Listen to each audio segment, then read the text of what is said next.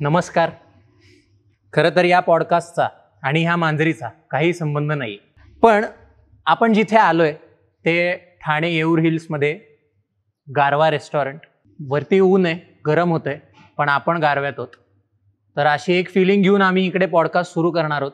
आणि तुम्हाला एक्साइटमेंट असेल की पॉडकास्टमध्ये कोण आहे, तर असं म्हणतात कलाकाराला वैयक्तिक मत असतं आणि ते त्याने मांडावं. आणि याचं जिवंत उदाहरण जे आहे ते आज आपल्या पॉडकास्टचे आपले पाहुणे असणार आहेत. ते म्हणजे सिनेनाट्य अभिनेते, TV सिरियल्समधून आणि हल्लीच झालेल्या बिग बॉसमधून आपल्या घराघरात पोहोचलेले असे श्री किरण माने. आज त्यांच्याबरोबर आपण गप्पा मारणार आहोत, त्यांचा जीवन प्रवास अनुभवणार आहोत. थांब ना, हो अरे हो ठीक आहे, ती पण म्हणते पॉडकास्ट सुरू करायचा आहे. आपण लवकर जाऊया, पॉडकास्ट आतमध्ये येणार आहोत. चलो.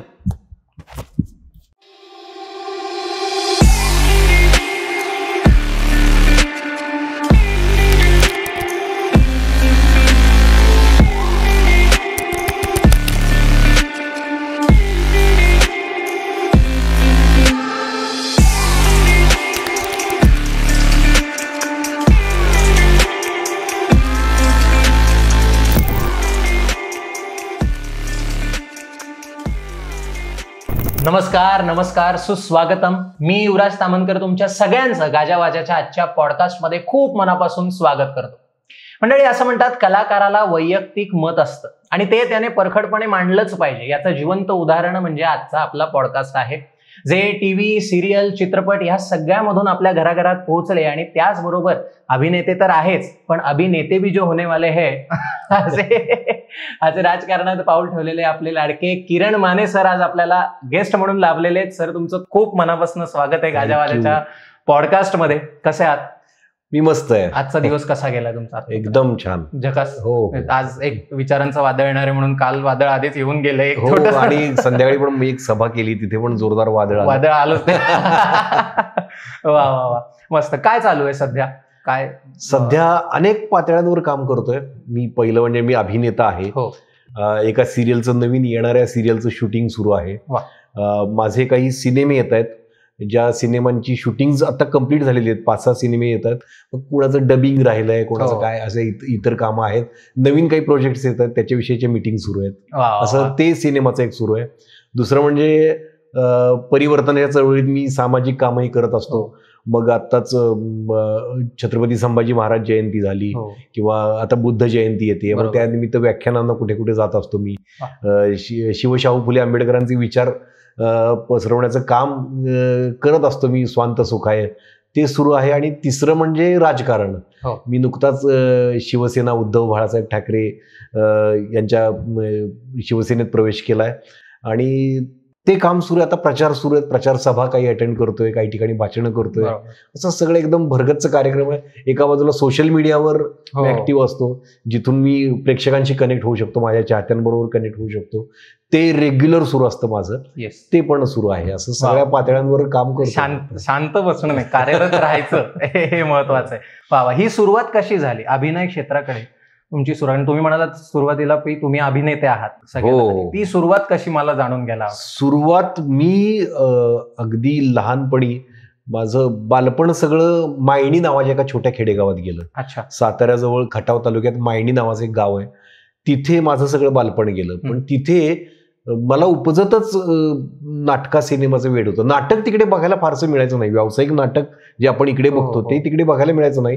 तिकडे वगनाट्य यायचे, तमाशे यायचे, कलापथकं यायची कोल्हापूरवरून. ती कलापथकं बघायचो मी. आणि माझ्या घरासमोर सिनेमाचा तंबू होता. अच्छा. थिएटर, टुरिंग टॉकीज माझ्या घरासमोर होता.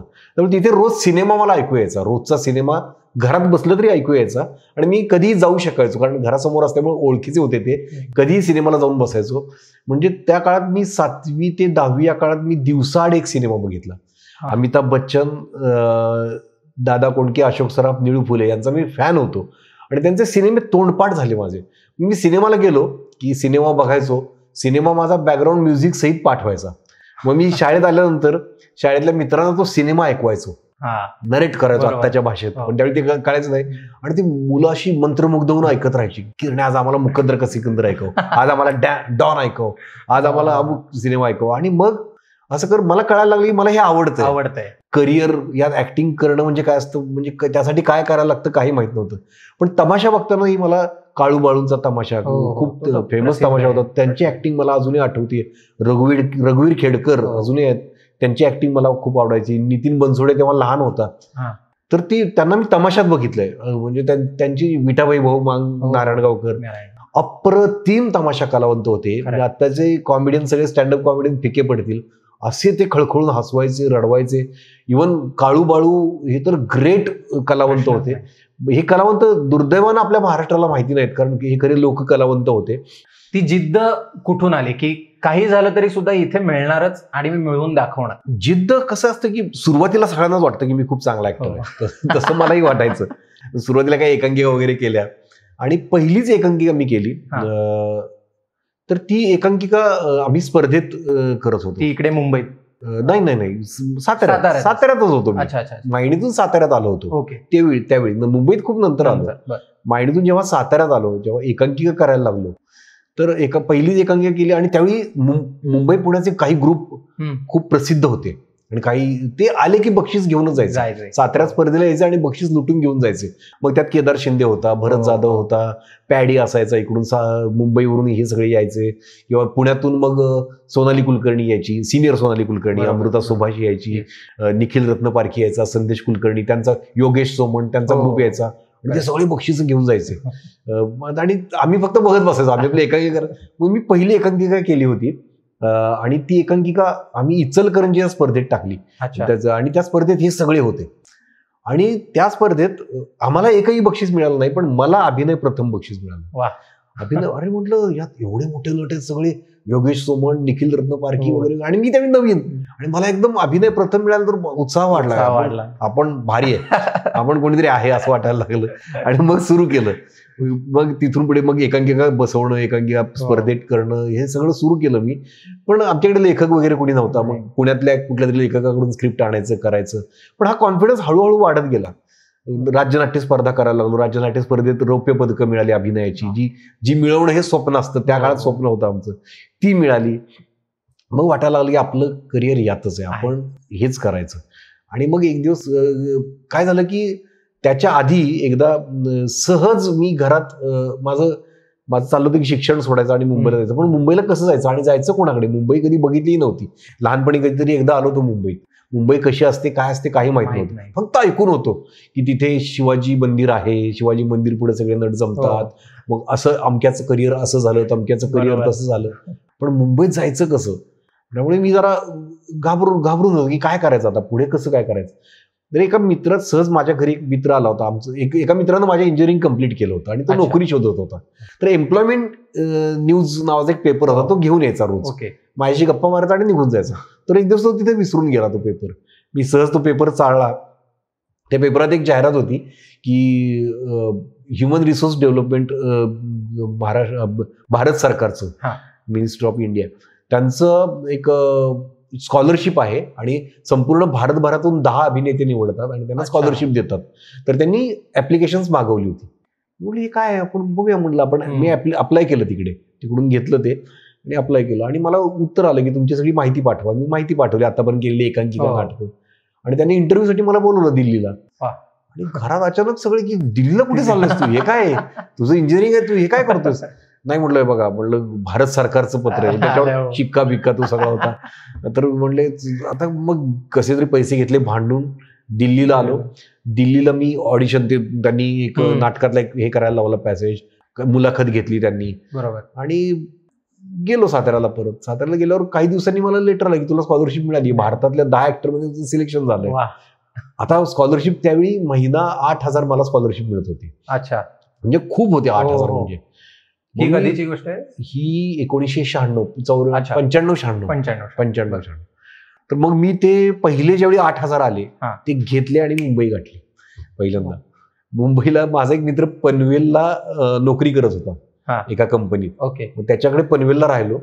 मग तिथून मी बघायला यायला लागलो की इकडे शिवाजी मंदिर कुठे. मग चौकशी करत पनवेलमधून दादरला उतरायचं. मग विचारत शिवाजी मंदिर पुढे जाऊन उभं राहायचं. तिथे उभं राहिल्यावर एक दिवस मला अतुल कुलकर्णी भेटला.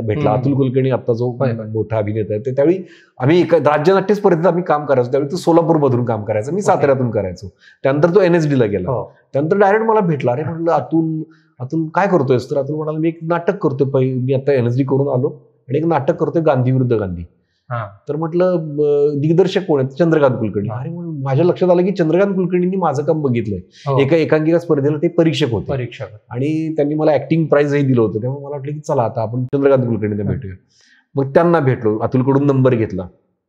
त्यांना भेटल्यावर ते म्हणाले गांधी विरुद्ध गांधीमध्ये छोटे छोटे रोल आहेत, त्यातला एक रोल करतो. मग पहिलं नाटक मला मिळालं इथं. आवडता अभिनेता कोणाला बघता ह्या सगळ्या प्रोसेसमध्ये? जर एक ज्याच्याकडे बघून आवडता अभिनेता एक असं नाही, खूप आहेत.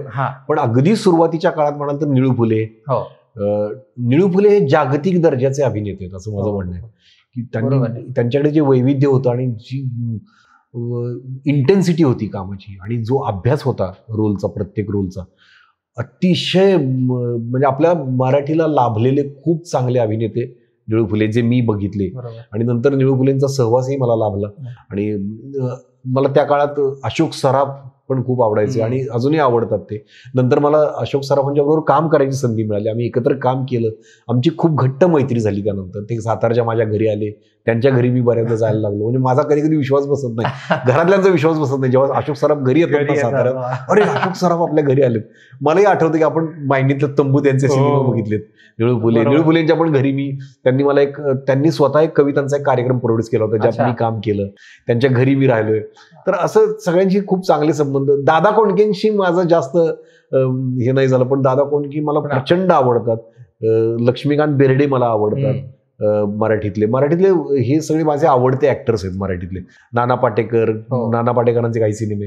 हिंदीमध्ये मला लहानपणी अमिताभ बच्चन मी फॅनच होतो. बच्चन फॅनच होतो मी अगदी अलीकडे मला शाहरुख खान खूप आवडतो. माणूस म्हणून, व्यक्ती म्हणून, त्याचे विचार म्हणून आणि ऍक्टर म्हणून सुद्धा त्यांनी त्याची जी अभिनय शैली जपलेली आहे, स्टार म्हणून, सुपरस्टार म्हणून ती. आणि एकंदरीत शाहरुख खान व्यक्तिमत्व हे खूप भावलेलं व्यक्तिमत्व आहे मला पूर्ण इंडस्ट्रीतलं. की आतापर्यंत मला त्याच्यासारखे विचार असणारा, बॅलन्स्ड, कंपोज्ड आणि सगळंच, म्हणजे तो ज्या इंटेन्सिटीने काम करतो, जेवढा ठाम आहे, पाठीचा कणा ज्याला आपण म्हणतो तसा तो आहे.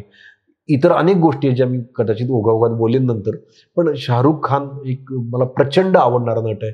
बाकी इरफान खान आहे, नवाजुद्दीन सिद्दीकी आहे, संजय मिश्रा नावाचा अभिनेता जो मला प्रचंड आवडतो. मला असं वाटतं की तो एक जागतिक दर्जाचा नट आहे, संजय मिश्रा. शाहरुखचा विषय निघाला तर मला पटकन सुचलं. त्याच्यावर शाहरुख खानवर बरेच आरोप मधल्या काळात झाले होते, म्हणजे त्यांचा संबंध पाकिस्तानशी वगैरे आहे. काय नक्की म्हणजे सरळ ना बदनाम करायचा प्रयत्न होता तो. कसे असू शकतील आणि असू शकतील, चौकशी नसती का झाली? एवढं उघड तुम्ही बोलताय आणि मग एवढे आपले सगळे गृहमंत्री, पंतप्रधान काय झोपलेत का? असं कुठे थोडीच असे कोणाचे पाकिस्तानशी संबंध असतात. कसं आहे ना की शाहरुख खान हा अत्यंत लोकप्रिय अभिनेता आहे. त्याचे विचार खूप चांगले आहेत. तो कायम सांगतो की मी मुस्लिम आहे, माझी बायको हिंदू आहे, माझी मुलं हिंदू धर्मातली पूजाही करतात आणि नमाजही पढतात, माझं घर म्हणजे हिंदुस्थान आहे, हिंदुस्थानला रिप्रेझेंट करतं, माझं घर भारताला, माझ्या देशाला रिप्रेझेंट करतं. हे बऱ्याच जणांना खुपतं.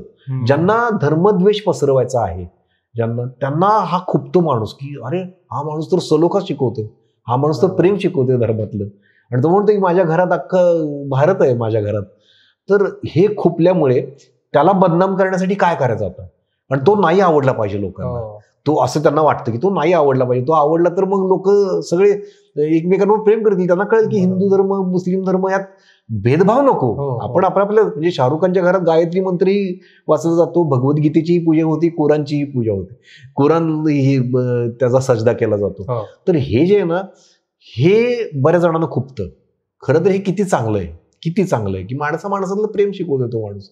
तर मग बदनाम करायचं त्याला. मग काय करायचं, तो मुस्लिम आहे ना, मग पाकिस्तानची संबंध असं, कारण त्याचं मूळ म्हणजे त्याचे वडील बापजादे कुठेतरी पेशावरचे होते, मग ते संबंध आहेत असं दाखवायचं. त्यांना बऱ्याच आत्मचरित्रात दिलंय की जुनं घर बघायला तिकडे वडील मला घेऊन गेले होते. आणि ठीक आहे ना, असू शकतं ना, मुलं तिथं असू शकतात, आपल्या इथले कितीतरी कितीतरी हिंदू जे तिकडे राहत होते, राहतात. तर ते राहत होते पूर्वी होते. आणि ते मग इकडे आले इथे आहे. फाळणीनंतर. शेवटी आपण एकच देश होता आपला. बरोबर आहे. तर या गोष्टी द्वेष पसरवणाऱ्यांना खूपतात. त्याचे विचार खूप चांगले आहेत म्हणून मला तो आवडतो, बाकी काही नाही. त्याचे विचारच खूप चांगले आणि या सगळ्या अफवा, चांगल्या माणसाबद्दल अफवा उठतातच. हो. चांगला जो माणूस असतो ना त्याला बदनाम करायचा प्रयत्न केला जातो. हे आपल्या महामानवांपासून आपण बघतोय. ओळखायचं की माणूस चांगला आहे, उसके दुश्मन है बहुत आदमी अच्छा होगा, उसके दुश्मन है बहुत आदमी अच्छा होगा, वो भी मेरी तरह शहर में तन्हा होगा, असं ते आहे. सुंदर.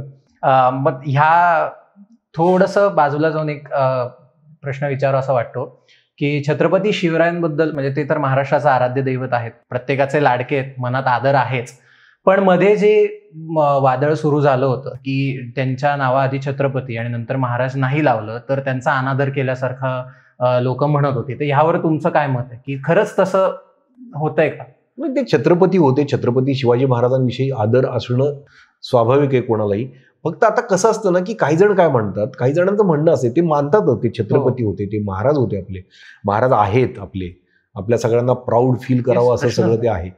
तर काही जणांचं म्हणणं आहे की आपण कधी कधी काय करतो ना की दैवत बनवण्याच्या नादात, जय जयकार करण्याच्या नादात माणूस म्हणून त्यांना तपासणं विसरून जातो की त्यांचं महान असणं नक्की कशात होतं. ते महान होते. छत्रपती शिवाजी महाराज हे महान होते. मग महान कशामुळे होते? तर फक्त आग्र्याहून सुटका केली म्हणून होते का? फक्त शाहिस्तेखानाची बोटं तोडली म्हणून होते का? फक्त अफजल खानाचा कोथळा बाहेर काढला म्हणून होते का? मग असे पराक्रम तर अनेक राजांनी केलेले आहेत. मग शिवाजी महाराज त्यांच्याहून, छत्रपती शिवाजी महाराज त्यांच्याहून ग्रेट का? याचा शोध घेताना बऱ्याच जणांनी सांगितलं की मग आता चला आपण आता शिवाजी महाराज त्या सगळ्या उपाध्या बाजूला ठेवून आपण तो माणूस बघूया. आणि ते बघताना कळतं की खरंच, की मग आपण म्हणतो ना की तुमच्या घरात शिवाजी जन्मला पाहिजे, शेजारच्या घरात शिवाजी. तर ते जे आहे ना की एक सामान्य घरात, सरदाराच्या घरात जन्माला आलेला एक मुलगा स्वराज्याचं स्वप्न बघतो आणि तो ज्या पद्धतीनं जिद्दीनं थोडेसे मावळे हाताशी घेऊन, आज आपण बघतो राजकारणात एखादी बलाढ्य शक्ती असली की सगळे तिच्या मागे पळतात, पण तसंच त्यावेळी पण होतं. औरंगजेब सारखा बलाढ्य राजा होता, ज्याचा जगातल्या 5 राजांपैकी एक राजा होता, तो शहनशाह होता, तो त्याच्याशी झुंज दिली छत्रपती शिवाजी महाराजांनी. तर मग शिवाजी ज्यावेळी लहान होते, ते मावळे घेतले, त्यांनी जे स्वप्न बघितले की याच्याशी झुंज द्यायची आणि आपलं स्वराज्य, हे वेडेपणा वाटलं असेल ना कित्येक जणांना त्यावेळी. मग त्यांनी कशा पद्धतीने, मग स्वराज्य म्हणजे काय होतं त्यांचं नक्की, रयत म्हणजे काय, तर कष्टकरी जनता, शेतकरी जनता. मग कष्टकऱ्यांसाठी, शेतकऱ्यांसाठी शिवाजी महाराजांनी काय केलंय? तर मग आपल्याला शोधताना ते आठवते त्यांची आज्ञापत्र आहेत बरीच, की शेतकऱ्यांसाठी ज्या आज्ञा आहेत त्यांच्या, की शेतकऱ्यांना कसं जपा, शेतकऱ्याच्या भाजीच्या देठालाही हात लावू नका. आणि शेतकऱ्यांची दुष्काळात कर्जमाफी करणारे पहिले राजे ते होते. हे आपल्याला सांगितलं जात नाही व्याख्यानातून. फक्त कोथळा कसा बाहेर काढला ना, ठीक आहे ना, ते चांगलंच होतं, पण त्याच्या पलीकडे छत्रपती शिवाजी महाराज राजा म्हणून कसे होते. बरोबरी कोणी करतं आजकाल, कोणी थोडंसं काही राजकारणात केलं की छत्रपती शिवाजी महाराज, असं नाही बरोबरी होऊ शकत. तुम्ही शेतकऱ्यांसाठी काय करताय? मग शिवाजी महाराजांनी शेतकऱ्यांसाठी काय केलं, तर त्यांनी शेतकऱ्यांना जो कर लागत होता, त्या कराची पद्धत पूर्वी कशी होती, तर किती त्या जे राजानं वतनदार नेमलेले असायचे गावोगावी, पाटील, देसाई, देशमुख, त्यांना सांगितलेलं असायचं मला एवढे पैसे आणून दे शेतकऱ्यांकडून. तो वाटेल ते पैसे लाटायचे शेतकऱ्यांकडून कर म्हणून, आणि राजाला पैसे नेऊन द्यायचं, त्यातले आपण पण मारायचे. म्हणजे असं म्हणतात की त्या काळात ज्यावेळी पाटलाच्या पोरीचं लग्न असायचं त्यावेळी शेतकऱ्याला दुप्पट लगान द्यायला लागायचं, दुप्पट कर द्यायला लागायचं. तर शिवाजी महाराजांनी हे सगळं बंद केलं. त्यांनी जमिनी मोजल्या, जमिनीचा कस ठरवला, मगदूर ठरवला जमिनीचा, की ही जमीन सुपीक आहे, ही नापीक आहे. त्याप्रमाणे प्रत्येक शेतकऱ्याला कर ठरवून दिला. तुझी सुपीक आहे तुला थोडा जास्त कर, तुझी नापीक आहे तू थोडा कमी दे. आणि त्या वतनदारांना सांगितलं की एवढाच कर घ्यायचा, याच्यापेक्षा जास्त घ्यायचं नाही. मी तुला जेवढा पगार द्यायचा तेवढा देणार, तू त्यांना नाडायचं नाहीस, तुला सांगितलं तेवढंच घ्यायचे पैसे हे. आणि दुष्काळ ज्यावेळी होईल त्यावेळी दुष्काळात शेतकऱ्याकडून सारा घ्यायचा नाही, अशा आज्ञा त्यांनी स्वदस्तुरात लिहिलेल्या आहेत. ही महानता आहे की नाही? प्रश्नच नाही. मग शेतकऱ्यांना वाटलं असेल की नाही, हा माझा राजा आहे, मी याच्यासाठी जीवही देईन, म्हणून तर शेतकऱ्याची पोरं उठली ना, महाराजांसाठी जीव द्यायला उठली. ते सगळे मावळे सुद्धा त्यांना आमचा शिवबा, आमचा शिवबा म्हणून शिवराय. ते तुम्ही त्या पलीकडे जाऊन शिवाजी म्हणून जर बघायला गेलात ना तुम्ही त्यांना, की मग तुम्हाला कळेल की मग छत्रपती शिवाजी महाराज कसे झाले. तो प्रवास जर समजून घेतला मग तुम्ही सुद्धा तसं काहीतरी त्यातून प्रेरणा घ्याल. खोटा अभिमान बाळगण्यात काही अर्थ नाही, काही पॉईंट नाही. म्हणजे ते आरक्षण खरंच गरजेचं आहे का आणि कोणाला आणि का? एका वर्गाला तुम्ही शिक्षणापासून, सगळ्या सोयी सुविधांपासून, सगळ्या गोष्टींपासून वंचित ठेवलं. किती 5,000 वर्ष त्यांच्या पिढ्यानपिढ्यांची प्रतिभा अशीच जडून गेली, कुजून गेली. किती प्रतिभावान लोक असतील ते असेच कुजले असतील की त्यांना शिक्षणच मिळालं नसेल, त्यांना काही मिळालं नसेल. एका विशिष्ट वर्गानं फक्त शिक्षण स्वतःकडे ठेवलं होतं की आम्ही शिक्षण घेणार, आम्ही श्रेष्ठ आहोत, तुम्ही व्यवसाय करायचा, तुम्ही शेती भाती करायची, आम्हाला पिकवून अन्न द्यायचं आणि तुम्ही खालची कामं करायची, साफसफाईची वगैरे, असं एका वर्गानं ठरवून दिलं आणि सगळं शिक्षण स्वतःकडे आरक्षण घेतलं. ते आरक्षण त्यांच्याकडे 5,000 वर्ष होतं. ते आरक्षण आता मग नंतर संविधानामध्ये डॉक्टर बाबासाहेब आंबेडकरांनी ती तरतूद केली. त्याची कारण ती होती की हा समाज आता पुन्हा त्या लेवलला यायला, की 5,000 वर्षांचं ते सगळं पिढ्यानपिढ्याचं जे आलेलं आहे त्यातून बाहेर पडायला वेळ लागणार असतं थोडा. त्यासाठी त्यांना मग ते आरक्षण ते दिलं त्यांच्या हक्काचं. आता कुठे 70-75 वर्ष झाली, मी 5,000 वर्षांपासूनच सांगतो. 70-75 वर्षात आपण जेरीला आलो. 5,000 वर्ष कसं सहन केलं असेल त्या माणसांनी? तर कसं आहे ना, संत परंपरेनं सुद्धा हा प्रयत्न केला होता. संत परंपरेनं सगळ्या जाती धर्म एकत्र घेतले, मग त्यातून चोखा महाराला संधी दिली. सोयराबाई, बंका महार, सावतामाळी, गोरा कुंभार, ज्यांना कधी धर्मग्रंथ शिवायलाही मुभा नव्हती, अशा लोकांनी अभंग केले, भजनं केली, वारकरी झाले, ते त्यांचे लोक पाया पडायला लागले. तर ही क्रांती वारकरी संप्रदायाने केली. खूप पूर्वी बुद्धांनी केली होती, तथागत गौतम बुद्धांनी. तर त्यामुळे आता आपल्याला ज्यांना आपण 5,000 वर्ष सगळ्या गोष्टींपासून वंचित ठेवलं, त्यांना मेनस्ट्रीममध्ये आणायला खूप काळ जावा लागणार आहे. आपण जर पेशन्स ठेवला पाहिजे की आपण आरक्षण भोगलेलं, असं जे काही ठराविक पूर्वी कशी व्यवस्था होती की उच्चवर्णीयांनी आम्ही शिक्षण घेणार, फक्त तुम्ही व्यवसाय करायचा, तुम्ही शेती करायची आणि तुम्ही साफसफाईची कामं करायची, लोकांची घाण काढायची आणि तुम्ही लांब राहायचं, आम्हाला शिवायचं नाही, यांना शिवायचं नाही, त्यांना शिवायचं नाही. अशा ह्याच्यातून बाहेर काढून सगळ्यांना समान लेवलला आणून, एक उतरंड नष्ट करून सगळे एका लेवलला आणून ठेवायला हे संविधान खूप उपयोगी पडले आणि अजून खूप काळ जावा लागणार आहे त्याला. अजूनही लोकांच्या मनातली उतरंड गेलेली नाही की आम्ही श्रेष्ठ आहोत, की आम्ही, खूप जणांची अशी ती गेलेली नाही, ती घालवली पाहिजे आपल्याला. कोणी श्रेष्ठ नाही, कोणी कनिष्ठ नाही, सगळे आपण माणसं आहोत, सगळे समान आहोत. तुम्ही आमच्यापेक्षा खाली पण नाही, तुम्ही वर पण नाही, असं ते हे 5,000 वर्षांचं आहे ना, ते जायला थोडा वेळ लागणार. मना मेंदूत रक्तात बसले लोकांच्या. पण काही लोक आहेत किंवा काही, आपण आता शिक्षणाच्या दृष्टीने म्हणतोय, तर काही विद्यार्थी असे आहेत जे अजूनही, ज्यांना आरक्षण नाहीये पण हुशार आहेत, पण ह्या गोष्टीमुळे कुठेतरी त्यांना ती जागा मिळणं, ते कॉलेज मिळणं राहून जाते. तर मग या तक्रारी होत राहणार. मग तेच मी म्हणतोय की पूर्वी काय काय झालंय, हे झालंय. आता काय ना, कोलॅटरल डॅमेज असते ज्यावेळी तुम्ही, तर हे सहन करायला लागणार आपल्याला, कारण आपण हे केलंय. म्हणून तर ना, इतिहास शिकवला ना मुलांना तर वाईट वाटणार नाही की तुमच्यातले काही लोकांना संधी मिळत नाही. त्या अख्ख्या समाजाला संधी दिली नाही तुम्ही, कधीच संधी दिली नाही. मग त्यांच्यातले किती कलाकार, किती भारतात काय काय घडलं असतं ना, किती चांगलं काहीतरी क्रिएटिव्ह घडलं असतं, तर सगळ्यांच्या प्रतिभेला वाव मिळाला असता. तर एका ठराविक वर्गाच्या प्रतिभेला वाव दिल्यामुळे, आणि हे अजूनही काही क्षेत्रांमध्ये सुरू आहे की ते म्हणजेच अभिजात, ते म्हणजेच श्रेष्ठ असं समजलं जातं. जसं मी मगाशी काय म्हटलं, काळू बाळू नावाचे उत्तम कलाकार होऊन गेले. माहिती आहे का कोणाला? कारण ती कलाच तुच्छ लेखली गेली. तमाशा म्हणतात, काय तमाशा चालवलाय असं आपण म्हणतो. वगनाट्य, अफाट, म्हणजे काय काय कलाकार होते. ती खरी आपली अस्सल कला होती. बाकी आपली काही नक्कल करतो आपण फक्त, बाकी सगळी अस्सल कला तिथे होती. तर आपण यांना समजून घेत नाही. लावणी नृत्य असेल किंवा आपल्याकडचे जे मातीतल्या कला आहेत, लोककला, त्याला कमी लेखलं गेलं. अभिजातचा दर्जा वेगळाच कलांना दिला गेला. आपल्याला पूर्वीपासून ही उतरंड आहे, ही उतरंड नष्ट व्हायला पाहिजे. मग या छोट्या छोट्या तक्रारी आहेत ना, यांच्यामुळे आम्हाला संधी मिळत, ह्या खूप छोट्या तक्रारी आहेत. मग तुम्ही अभ्यास जास्त करा आणि त्यांना ते आरक्षण दिलंच पाहिजे, कारण हे गरजेचं आहे, प्रत्येकाचं गरजेचं आहे. म्हणजे आज मराठ्यांचं आहे, धनगरांचं आहे, खरोखर आहे. मराठा समाज सुद्धा कित्येक गरिबीत, म्हणजे आता जी विदर्भात आहे, तुम्ही शेतकरी बघा की जे 5-5, 10-10 हजारासाठी आत्महत्या करतायत, ज्यांची अवस्था अत्यंत वाईट आहे, आर्थिक परिस्थिती सगळ्यांचंच हे असं आहे. तर आता ह्या आपली जी समाज व्यवस्था जी चालत आली ना, त्याचे हे परिणाम आपण भोगतोय. आणि आता ती इथून पुढे नाही सुरू राहिली पाहिजे. समानता आली पाहिजे, असं ते असं. पण मग म्हणजे हे आर्थिक पातळीवर आरक्षण बघितलं पाहिजे की जातीवरनं? आता ते दोन्ही याच्यावर झालं पाहिजे. याच्यावर मी बोलणं संयुक्तिक आत्ता मला वाटत नाही. मी जेव्हा त्या मी स्वतः कुठल्या तरी निर्णय प्रक्रियेत असेल त्यावेळी मी त्याच्यावर नक्की बोलेन. बरोबर, ठीक आहे. चित्रपट पाहणं होतं का?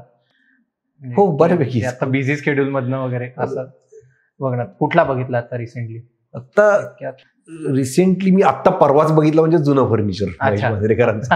अगदी परवा बघितला. बरं. सावरकर चित्रपट पाहिलात का? रणदीप पुडांचा? नाही पाहिला. नाही. काय विचार आहेत म्हणजे त्या विषयावर? पण मध्ये बरंच वादळ आलं होतं. काय ना की आता आम्हाला कळतं ना, काही फिल्म्स ह्या प्रोपोगंडा म्हणून निर्माण केलेल्या आहेत. हे कळतं लगेच की काहीतरी इमोशनल ट्रूथच्या नावाखाली काही खपवायचं आणि आपण बघायचं. ऐतिहासिक फिल्म आत्ताच्या काळात, आत्ता जो भवताल आहे ना, या भवताला मला असं आठवतं की पूर्वी कधीही आपल्या भारतात द्वेष पसरवणाऱ्या फिल्म्स मी तर बघितलेल्या नाहीत. एखाद्या समाजातून, एखाद्या फिल्ममधून एखाद्या समाजाविषयी द्वेष पसरवलाय की बघा हा समाज कसा छळतो लोकांना, यांची बघा काय कारस्थानं चाललीत. आणि तो प्रोपोगंडा आहे, म्हणजे तो बडाचडाकी काही गोष्टी सांगितल्यात.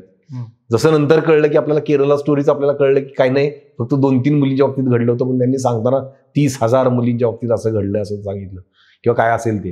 तर ते सगळं माहिती की हे सगळं आता बडाचडाकी सांगितलं जातंय. प्रोपोगंडा नावच आहे त्या फिल्म्सना. तर त्यातलीच ती एक फिल्म आहे असं लगेच कळलं मला. कारण मी ज्यावेळी गांधी फिल्म बघितली ती रिचर्ड ॲटनबरोची, गांधी बघितली, ती वर्ल्ड क्लास फिल्म होती. ती ऑस्कर्स वगैरे मिळालेली त्या फिल्म. त्या फिल्ममध्ये तुम्हाला जाणवतं की भारतातल्या कोणाविषयी द्वेष पसरवलाय त्या फिल्ममध्ये. बघितलं तुम्हाला आठवत? अजिबात नाही. किंवा कोणाला तुच्छ लेखलंय कुठल्या कॅरेक्टरला. तर मी 100% सांगतो ना की या फिल्ममध्ये गांधीजींना तुच्छ लेखलं असणार आहे, गांधीजींना दुय्यम वागणूक असणार आहे, डॉक्टर बाबासाहेब आंबेडकरांची सुद्धा प्रतिमा थोडीशी दुय्यम असणार आहे, हे मला माहिती आहे. पण मला माहिती आहे की प्रोपोगंडा करायचा म्हटल्यानंतर प्रोपोगंडा एका विशिष्ट वर्गाचा प्रोपोगंडा असा असतो की कुणाला तरी खाली दाबून आम्ही कसे वर आहोत. जसं उतरंडीचं पण मी तुम्हाला सांगितलं, त्यांना नीच ठरवायचं, मग आम्ही उच्च आहोत. हा एका वर्गाचा अजेंडा असतो आहे की ही रेघ आहे समोरच्याची, गांधीजींची एवढी रेघ आहे, मी त्याच्यापेक्षा मोठी रेघ नाही ओढणार, मी गांधीजींची रेघ पुसायचा प्रयत्न करणार. तुम्ही त्याच्यापेक्षा मोठी रेघ हे करा. तुम्हाला वाटतं ना, तुम्ही गांधीजींपेक्षा मोठा महामानव तुमच्यातून निर्माण करा. बरोबर. उगाच ती रेष खोडून मग कुणाला तरी तिथे बसवून ती रेष मोठी करायचा नाही प्रयत्न करायचा, असं मला जाणवतं. त्यामुळे मी काही अशा फिल्म्स बघत नाही. माझ्यावर काही परिणामही त्याचा होणार नाही. कारण खरा इतिहास पुस्तकातून कळतो, सिनेमातून नाही, हे माझं म्हणणं आहे. म्हणजे गांधी जरी सिनेमा तुम्ही बघितला तरी गांधी वाचल्यानंतर तुम्हाला जास्त कळेल. खरा इतिहास आणि पुस्तकातून, एका पुस्तकातून नाही कळत. अनेक पुस्तकं वाचून एक चिकित्सक वृत्ती असते आपली, एक बुद्धीमध्ये आपल्या निरक्षर विवेक असतो, त्याने तपासून आपण ठरवायचं असतं की हा इतिहास म्हणजे सत्याच्या जवळ जाण्याचा प्रयास असतो, तो आपण जायचं असतं वेगवेगळी पुस्तकं वाचून. मी जेव्हा सावरकर पूर्ण वाचतो, मी गांधी पूर्ण वाचतो, त्यावेळी मला अधिकार प्राप्त होतो की मला कोण चुकीचं कोण बरोबर ठरवण्याचा. बरोबर. त्यामुळे मी ते केलंय. म्हणजे सुरुवातीला मी RSSच्या शाखेत जात होतो. मी कट्टर हिंदुत्ववादी होतो पूर्वी. मी घोषणा दिलेल्या आहेत, जे गर्व से कहो हम हिंदू आहे. माझ्या घरात बोर्ड लावलेले आहेत, गर्व से कहो हम हिंदू आहे. तर मी तिथून तो माझा प्रवास मग वेगळीकडे, मग संत परंपरा अभ्यासली, मग महामानवांची चरित्र अभ्यासली आणि माझ्यात ट्रान्सफॉर्मेशन. तो कसा बदल, म्हणजे शाहू फुले आंबेडकरांच्या विचारापर्यंतचा तो प्रवास कसा होता? तिथे कसे त्या विचाराकडे कसे? सुरुवातीला मी कट्टर हिंदुत्ववादी होतो. म्हणजे अगदी मी शाखेत जात होतो, त्यानंतर शाखेत जवळ 3-4 वर्ष जात होतो. शाखेतला मी खूप चांगला स्वयंसेवक म्हणून आवडता होतो सरांचा, आमच्या बौद्धिकांच्या वेळी वगैरे. नमस्ते सदा वत्सले मातृभूमी हे मी खूप खड्या आवाजात छान म्हणायचो मी.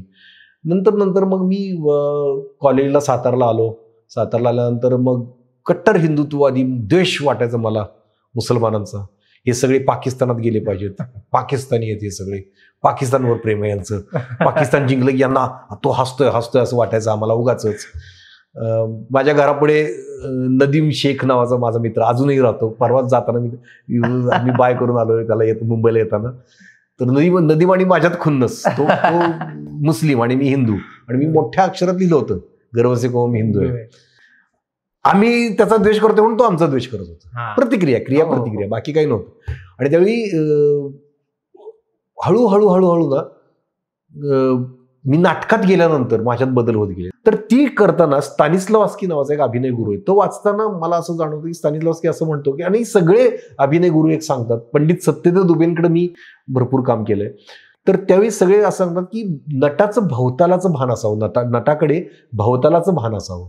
समाजात काय चाललंय, समाजात काय घडतंय, अगदी खेळ असेल, कला, क्रीडा, शिल्पकला, चित्रकला, काय प्रत्येक गोष्टीतलं त्याला भान असावं, काय चाललंय, टिप कागदासारखं त्याने टिपून घ्यावं. समाजात काय चाललंय, आज राजकारणात काय घडलंय, तिकडे काय घडलंय, इकडे काय घडलंय, दलितांवर कसे अत्याचार होतात, आमच्याकडे काय होतंय, आणि मग आपला इतिहास काय आहे, आणि आपण आपलं मूळ कुठे आहे, या सगळं शोधन त्याचा अभिनयात परिणाम होतो, त्याचा अभिनयावर परिणाम होतो आपल्या. कारण तुम्ही तुमच्या समाजातलीच काही कॅरेक्टर्स उभी करत असता ना, तो समाज तुम्हाला माहिती नसेल. मी जो रोल करतोय त्या रोलचं नाव समजा जयंत नेर्लीकर असं आहे, आणि तो खटाव तालुक्यातल्या कुठल्या तरी गावात राहतो, तर मी असाच मला तो भोवताल इमॅजिन करावा लागतो, तो कुठल्या आर्थिक परिस्थितीतून आलाय, कुठल्या समाजातून आलाय, त्याची बोली भाषा काय असेल, त्याची देह बोली काय असेल, त्याचं रिॲक्ट होणं कसं असेल, त्याचं अपब्रिंगिंग कसं झालंय, हा सगळा अभ्यास एक कॅरेक्टरचा करावा लागतो. ते करताना मला वाटलं मग माझं वाचन वाढलं, खूप वाचन वाढलं. मग असं कळलं की एकांगी वाचन नसावं. मग मी जी पुस्तकं पूर्वी वाचत होतो, हिंदुत्ववादी होतो तेव्हा, त्याला विरोध करणारी काही पुस्तकं वाचायला लागलो, पुन्हा दोन्हीच्या मधली काही पुस्तकं वाचायला लागलो. आणि त्यावेळी माझ्या घराशेजारी डॉक्टर नरेंद्र दाभोळकर राहत होते, अजूनही राहतात, त्यांचा हमीद राहतो, त्यांचा मुलगा. तर डॉक्टर नरेंद्र दाभोळकरांची अंधश्रद्धा निर्मूलन चळवळ मी जवळून बघत होतो. त्या चळवळीत नरेंद्र दाभोळकरांच्या घरी निळू फुले यायचे, डॉक्टर श्रीराम लागू यायचे, सदाशिव अमरपूरकर यायचे, आणि ते त्यांच्याबरोबर फिरायचे गावोगावी व्याख्यानं देत अंधश्रद्धेवर. मी म्हणायचो हे नट आहेत, हे का फिरतायत त्यांच्याबरोबर. नंतर निळू फुलेंच्या बोलण्यात एकदा आलं होतं की नटाचं समाजभान चांगलं असावं, तर तो चांगला नट होऊ शकतो.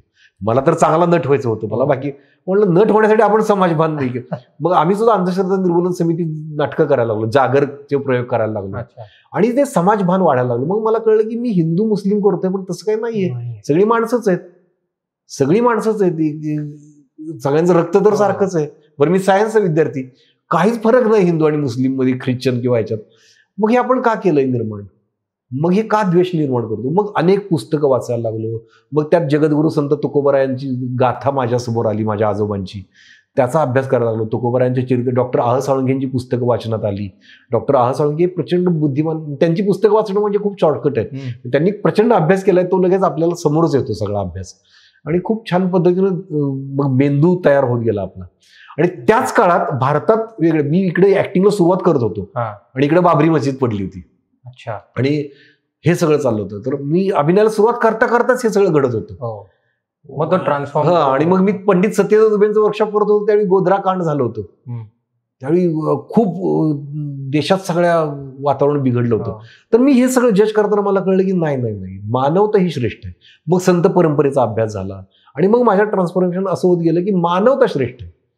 हिंदू मुस्लिम हे फक्त निर्माण केलं, आणि मी हिंदू आहे, मी म्हणजे असं नाही की मी हिंदू म्हणजे नास्तिकच आहे, मी देव मानतच नाही, असं काही नाही. मी हिंदू आहे, हिंदू धर्माला मानतो, हिंदू धर्मावर माझं प्रेम आहे, हिंदू धर्मातल्या अनेक चांगल्या परंपरांविषयी मला प्रेम आहे, त्या मी पाळतो. आणि संत परंपरेला तर विशेष पाळतो मी आषाढी एकादशीचा उपवास करतो, मी व्यवस्थित खिचडी भरभरून खातो मी. तर असं काय नाही की हा नास्तिक आहे ना, मग तर ते आहे. हे सगळं करूनही मी सांगतो की तुकाराम महाराजांनीच सांगितलंय, तर अल्ला देवे अल्ला दिलावे, त्यांचे अभंग आहेत. किंवा एकनाथ महाराज म्हणतात, एका जनार्दनी निजमद अल्ला असल वही बीट पर अल्ला. म्हणजे एकनाथ महाराज असल वही बीट पर अल्ला, म्हणजे विटेवर उभा राहिलेला पण अल्लाच आहे, असं एकनाथ महाराज म्हणतात. तर हे आपल्याला शिकवलंय, ते मला कळलं की आपण किती विचित्र होतो, आपण काय मुस्लिम द्वेष करत होतो. आणि नदीम सुद्धा तिकडे बदलत गेला. नदीम माझ्या घरासमोर राहतो. आज तुम्हाला सांगतो, आजही नदीम 15 ऑगस्ट 26 जानेवारी आमच्या कॉलनीत झेंडावंदन असतो. नदीम एकटा सकाळी जातो आणि तो फ्लॅग हे करतो, आणि आम्ही कधी कधी जात नाही तिकडे, पण नदीम करतो ते. कारण आमच्या ट्रान्सफॉर्मेशन ते झालं की सगळ्यांना कळलं की आपण काही नाही, आपण आपली संस्कृतीच ही आहे, गंगा जमनी तहजीब आहे, आपण सगळे एकत्र राहिलो तर किती मस्त आहे, किती छान आहे. सलोखा हे आपलं भारतीयांचं मूळ आहे. सलोख्यानं राहिलं पाहिजे, सगळी विविधतेत एकता आहे. तुम्हाला जे फोडतायत त्यांना फोडून काहीतरी राजकारण करायचं. त्यांना पण माहिती आहे ही काही असं नाही, पण त्यांना माहिती आहे की मुस्लिम द्वेष पसरवला तर आपल्याला मतं मिळणार आहे, नाहीतर मतच मिळू शकत नाहीत आपल्याला. मग द्वेष पसरवायचा, मग दंगली घडवून आणायच्या, असं असतं ते. मग ही प्रत्येक कलाकाराचा एक काही ना काहीतरी तर विचारधारा असतेच, ते वैयक्तिक मतं असतात, मग ते कुठलीही असो, तो कलाकार म्हणून आपण बघतो. पण कुठेतरी त्याचा कामावर परिणाम होताना दिसतो का काही वेळेला त्या गोष्टीचा, की त्याच्यामुळे कधी ट्रोल झालेत किंवा त्या गोष्टीमुळे कधी रोल नाही मिळालेत किंवा त्या कलाकाराने रिजेक्ट केले, असं काही होताना पाहिलंय का?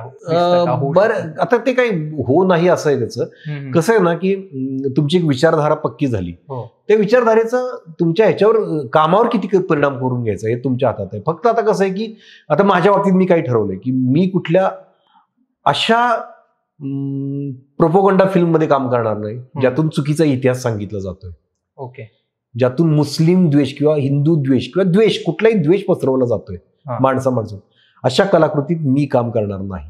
म्हणजे अगदी काल परवाच घडलेली घटना आहे. मला मेन लीड मध्ये सिनेमा मिळत होता, ज्यावेळी मी स्क्रीन प्ले वाचला मला कळलं की नाही, छुपा मुस्लिम द्वेष आहे यात, आणि काहीतरी उगाच नको त्या व्यक्तींचं उदात्तीकरण आहे, जे समाजाला घातक आहेत अशा व्यक्तींचं उदात्तीकरण आहे.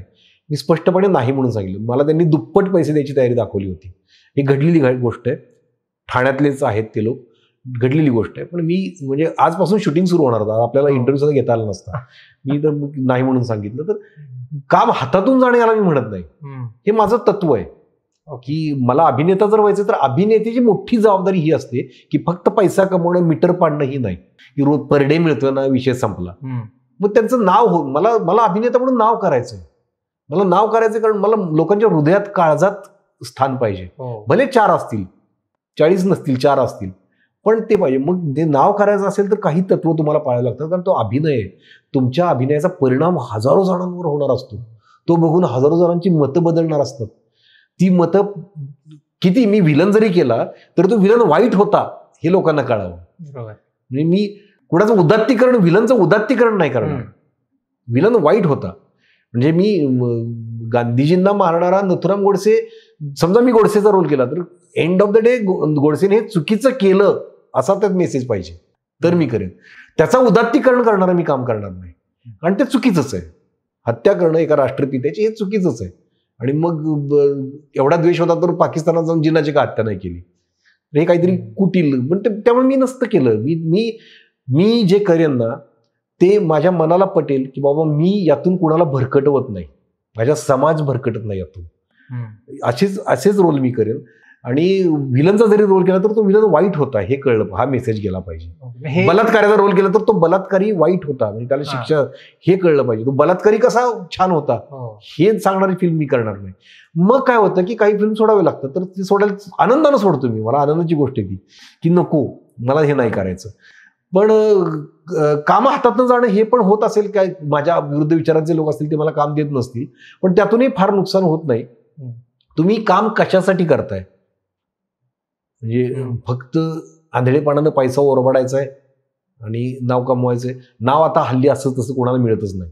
जे कोणी स्वतःला मराठीत सुपरस्टार समजतात त्यांनी भ्रमातून बाहेर पडा.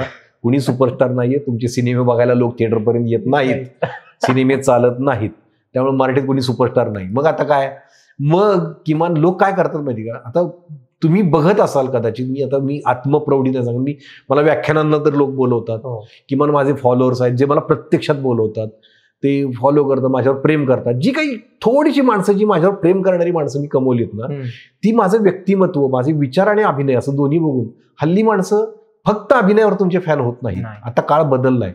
आता पूर्वी कसं होतं की आपण फक्त पडद्यावर बघायचं आणि फॅन होऊन जायचो त्या माणसाचे. आता काय माहिती का, लोकांनी पडद्यावर बघितलं, आवडला, त्याला सर्च मारतात, इन्स्टावर काय करतोय, ट्विटरवर काय करतोय, तो फेसबुकवर काय करतोय. मग त्याचे विचार कसे आहेत, कधी कधी नट आवडतो पण त्याचे विचार नाही म्हणतात, ते विचार ऐकून, किंवा एखादं रील बघतात, नको लोक मला नाही आवडत, असं लोक समग्र व्यक्तिमत्व लोक बघतात हल्ली. आणि मग लोक ठरवतात की मी याचं फॅन व्हायचं की नाही.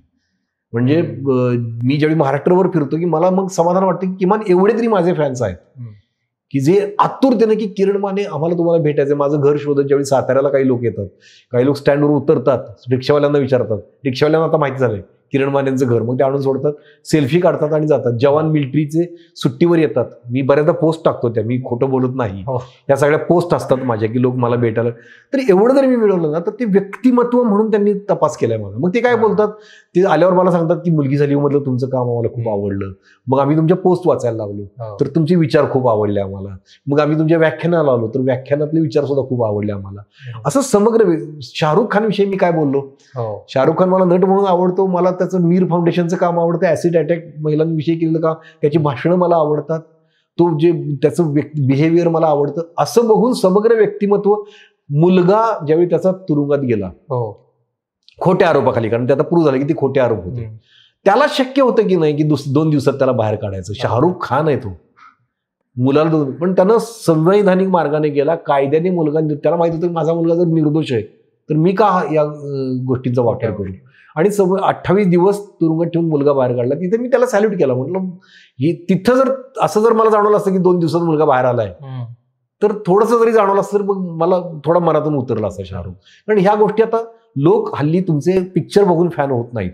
त्यामुळे कुणी असं म्हणत असेल मी 4, 10, 25 सिरियल केल्या, मी 51 सिनेमे केले, नाही रे, तुला गावाकडे तुला कोणी ओळखत नाही, नावांनी कुणी ओळखत नाही, असं ते असतं. म्हणजे आता तुम्हाला फेमस व्हायचं असेल तर तुम्हाला तुमचं व्यक्तिमत्व लोकांसमोर आणावंच लागतं, जे आहे ते, तुमची विचारधारा जी आहे ती. ही प्रेक्षकांची धारणा योग्य आहे की चुकीची आहे? कारण मग ही की तो अभिनय बघून नाही, म्हणजे अभिनय तर आहे, त्या व्यतिरिक्त जगभर आहे हे. चुकीचं बरोबर आपण कोण ठरवणार? लोकांना व्यक्तिमत्व आवडतं, किती चांगलं आहे खरं तर, प्रश्नच नाही. पण ह्यामुळे एखादा चांगला काम करणारा जर अभिनेता असेल तर त्याच्या ह्या एका की तो आपल्या विचारधारेचा नाही, आपल्या विचारधारेचं असं मी म्हणत नाही. त्याचं व्यक्तिमत्व नाही आवडलं तर मग ते विचारधारा असं नाही, व्यक्तिमत्वच कधी कधी फ्लॉप खटकतं, म्हणजे खोटारडा माणूस हे कळतं कधी कधी. आता मला माझे कंटिन्युअस मी विचार करतो ना की 7 ते 8 वर्ष माझे प्रचंड फॉलोअर्स आहेत. तुम्ही जर सोशल मीडियावर तुम्ही बघताय फॉलोअर्स, प्लस बाहेर पण मी ज्यावेळी व्याख्यानांना वगैरे जातो तिथेही मला डिमांड जी व्याख्यानांसाठी असते. पण मी सिरियल्स सुद्धा मिळत आहेत, ते पण मी करतोय, मी सिनेमे करतोय, सगळं करतोय. किंवा आता राजकीय पक्षात आलो तर या सभांना जातोय, तिथे पण मला कळतं. मला कळतं की काही काही लोकांनी मला जज केलंय, म्हणजे तपासलंय की हा खरा आहे का खोटा आहे, 3-3, 4-4 वर्ष. तर ते बघून होत असतील तर चांगली गोष्ट आहे, खूप चांगली गोष्ट आहे. त्यामुळे आता मला फायनली संदेश नटांना हा द्यायचा आहे की मी फक्त काम करतोय खूप, किंवा मी फक्त अमुक ही सिरियल माझी गाजली म्हणून तुम्ही गाजलात असं समजू नका. तुम्ही जर जेव्हा फिरायला लागाल ना महाराष्ट्रावर तेव्हा तुम्हाला कळेल अरे बापरे, माझा TRP 8 होता सिरियलला पण इकडे कोणी मला ओळखतच नाही, असं होतं ते. त्यामुळे ते खूप भ्रामक आहे ते. अगदी जनमानसाला आता हल्ली आवडणं फार अवघड झालंय, कारण ते तुम्हाला खोदून बघतात की हा माणूस काय आहे, कोण आहे, काय बोलतो. माझ्या कुठल्या कुठल्या पोस्ट लोकांनी सेव्ह करून ठेवल्यात, ते कुठे कुठे भाषणाला गेल्यावर मला दाखवतात, हे बघा तुम्ही त्यावेळी असं बोलला होतात, हे बघा त्यावेळी असं झालं होतं, तुमचा हा व्हिडिओ असं. म्हणजे ही आता जबाबदारी नटांवर खूप आहे, आता खूप जबाबदारी आहे की त्यांनी कसं वागायचं, कसं बोलायचं. आणि ज्यांना खूप मोठं व्हायचंय, नाव कमवायचं अभिनयातून, पैसा कमवणं हल्ली खूप सोपं आहे अभिनयातून. डेली सोप करत राहायचं, पैसा मिळतो. मग पैसा MIDCत काम करणारा पण मिळतो, IT मध्ये काम करणाऱ्याला पण मिळतो. नटाला जे नाव मिळतं ना, ते नाव हल्ली मिळवणं फार अवघड आहे. भल्यांचे सिनेमे झोपतात, आपण आज बघतोय. मराठीत तर सिनेमेच चालत नाहीत, ठराविक सिनेमे चालतात. काय कारण असेल मग याचं?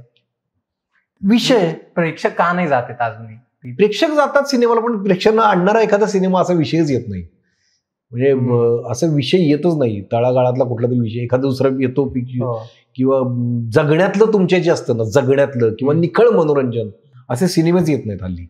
आणि आता आले तरी मग ते इतके ते खोटी प्रसिद्धी करून खोटं चालवले असं दाखवले जातात. लोकांना वाटतं की अरे मला हे आवडलंच नाही आणि का चालले असं मग पुढच्या वेळी लोक ते बघायला जात नाहीत.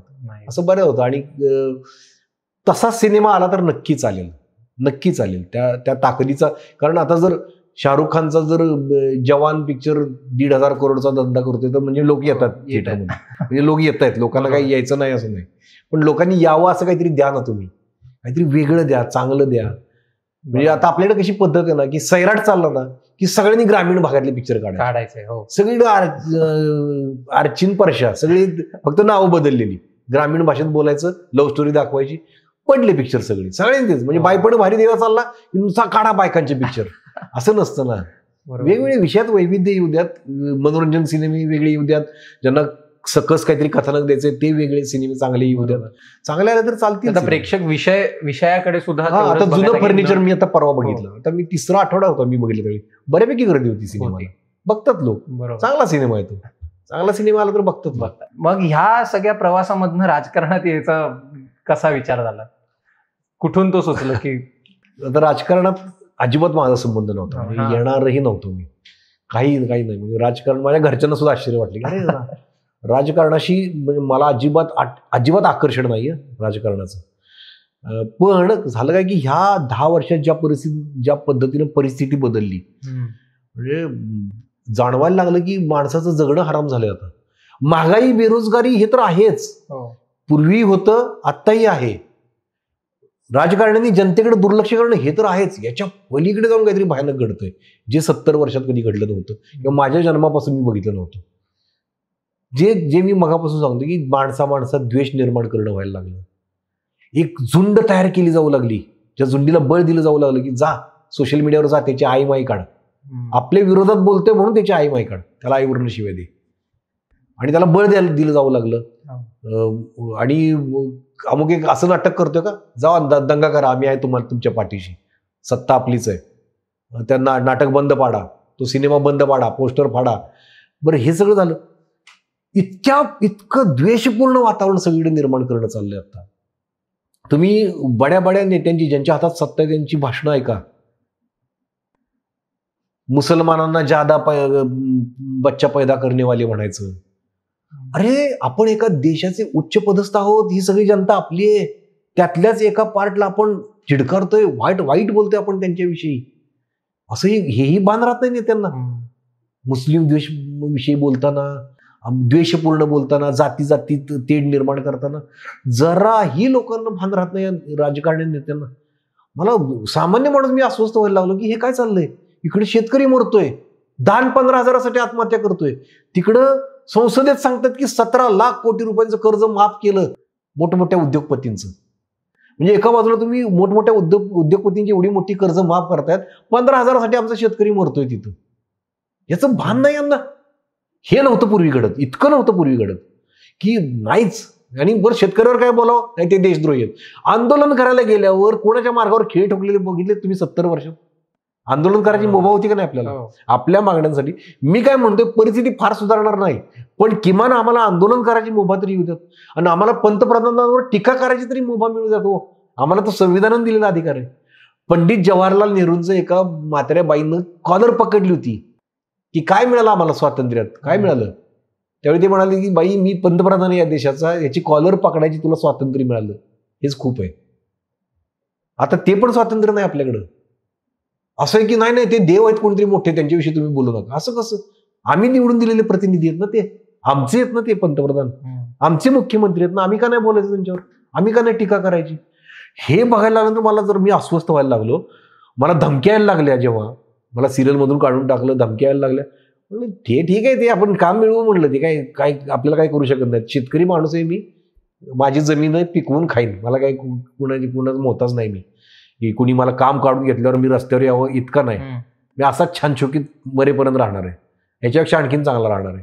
कोण माझं काम नाही पोटावर बिटावर पाय आणू शकत नाही. मला फक्त इकडे अन्याय नाही झाला पाहिजे, कोणावर अन्याय नाही झाला पाहिजे. तर त्यासाठी मग मी ठरवलं की एवढा अस्वस्थ होतो, पण सामान्य माणूस आहे मी बोलायला लागलो तर त्याला व्यवस्था बदलू कोण शकतं, राजकारणी व्यक्ती. मला राजकारणात जायचं पण मला मोठा मंत्री व्हायचं नाही, पण व्यवस्था बदलण्यात माझा से काहीतरी असेल म्हणून मी ठरवलं राजकारणात जायचं. माझा से काहीतरी असावं, कारण ही व्यवस्था नाही मला आवडत.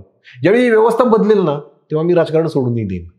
मला काही फार त्यात काही महत्वाकांक्षा नाहीत, महत्वाकांक्षा त्या अभिनयात आहेत. बरोबर. त्यामुळे ते मला वाटायला लागलं की तुकाराम महाराजांना जे झालं असेल ना, बुडता हे जन न देखवे डोळा, येतो कळवळा म्हणून. हे लोक बुडतायत, ते मला बघवत नाही डोळ्यांनी, म्हणून मला कळवळा आलाय, म्हणून त्यांनी सावकारी सोडली आणि समाज सुधारणेच्या मार्गाला लागली. ते खूप महान होते. मी छोटा माणूस आहे, मी एवढं नाही करू शकत, सावकारी सोडू शकत नाही माझी, पण मी काहीतरी त्या कळवळ्यापोटी काहीतरी माझा खारीचा वाटा देऊ शकतो, म्हणून मी राजकारणात आलो. मग राजकारणात येताना मग उद्धवजी ठाकरेंचाच शिवसेना का? तिथे जाण्याचाच निर्णय का? अनेक पक्ष झालेत सध्या. हो हो, खूप पक्ष आहेत आणि बऱ्याच जणांना वाटत होतं की मी राष्ट्रवादीमध्ये जाईल. तसं काय नाही, ते शक्यच नव्हतं. मला शिवसेना फार जवळची वाटली, यासाठी वाटली की शिवसेना मी फार पूर्वीपासून बघतोय. म्हणजे मी जेव्हा मी म्हणायचो गर्व असे किंवा मी हिंदू आहे, त्यावेळी मी बाळासाहेब ठाकरेंचा फॅन होतो. तर शिवसेना मी तेव्हापासून बघतोय, शिवसेनेची. आणि मग शिवसेनेचा मी त्यावेळी शिवसेनेचा जन्म कधी झाला त्याचा अभ्यास सुद्धा माझा होता. प्रबोधनकार ठाकरेंची अनेक पुस्तकं मी वाचली होती, त्यांचा फॅन होतो मी. आणि मला अलीकडे कळायला लागलं होतं की शिवसेना ही प्रबोधनकार ठाकरेंच्या विचाराकडे जायला लागली, आणि जी मला खूप जवळची विचारधारा आहे हे मला जाणवायला लागलं अलीकडे. आणि जेव्हा त्यांनी भाजपाची साथ सोडली, भाजपाला लाद घातली महाराष्ट्रातून, ते मला खूप आवडलं की ठीक आहे, इतक्या वर्षांचा आपला मित्र आहे, पण आज त्याचे विचार देश विकायचे आहेत, आज त्याचे विचार संविधान संपवायचे आहेत, तर त्याला बाजूला केलं त्यांनी आणि महाराष्ट्रापासून बाजूला ठेवलं. सगळ्यात पहिल्यांदा शिवसेनेनं खूप धाडसी निर्णय घेतला. खरं तर शिवसेनेला सत्तेत राहायचं असेल तर सहज शक्य होतं, कारण त्यांचे ते मित्र पक्ष होते, पण शिवसेनेनं धाडसी निर्णय घेतला. तिथं मला खूप आवडलं ते. आणि नंतरची मी भाषणं, मला वाटतं की मी त्याच्या आधी पण, याच्या आधी 4 वर्षापूर्वी उद्योजनवर खूप मोठी पोस्ट केली होती की तुमच्यात झालेले बदल मला आवडत आहेत म्हणून. म्हणजे ही प्रोसेस अशी नाही की वाटलं राजकारणात गेलो शिवसेनेत, असं नाही, ती प्रोसेस आहे माझी एक. आणि मग मी ती बघितलं, त्यांचा बदल होणारा, त्यांची भाषणं ऐकली. मग मला कळलं की प्रबोधनकारांच्या खूप जवळ गेले, ते खूप जवळ आहेतच पूर्वीपासून. हे त्यांनी ज्या मधल्या काळात भूमिका घेतल्या असतील त्या काळानुसार घेतल्या होत्या. मग जेव्हा त्यांनी मला मातोश्रीवर बोलवलं तेव्हा आम्ही याच विषयावर बोललो की मी म्हटलं मला प्रबोधनकार ठाकरेंचा विचार घेऊन मला येता येईल, आणि हिंदू हृदय सम्राट बाळासाहेब ठाकरेंचा बाणा, निर्भीडपणा, तो घेऊन मला येत. ते म्हणले प्रबोधनकार ठाकरेंचा विचार हा आमच्याकडे आहेच पूर्वीपासून. बाळासाहेब ठाकरेही त्या विचारांचे होते, फक्त काळानुसार त्यांनी भूमिका वेगवेगळ्या घेतल्या, पण मीही त्याच विचारांचा आहे. आणि आत्ता जो भवताल आहे तो प्रबोधनकार ठाकरेंच्या वेळी होता, म्हणून आता आपण प्रबोधनकार ठाकरेंचाच विचार घेतला पाहिजे. मग फिक्स झालं माझ्या डोक्यात शिवसेना. दुसरी गोष्ट यासाठी की मी थोडा परखड आहे, सडेतोड आहे, बिनधास्त आहे थोडा, म्हणजे ते रक्तातच आहे माझ्या, म्हणजे खोटं नाही, ते माझं हाव नाही तो. तर मग त्या स्वभावाला मॅच होणारी शिवसेना आहे.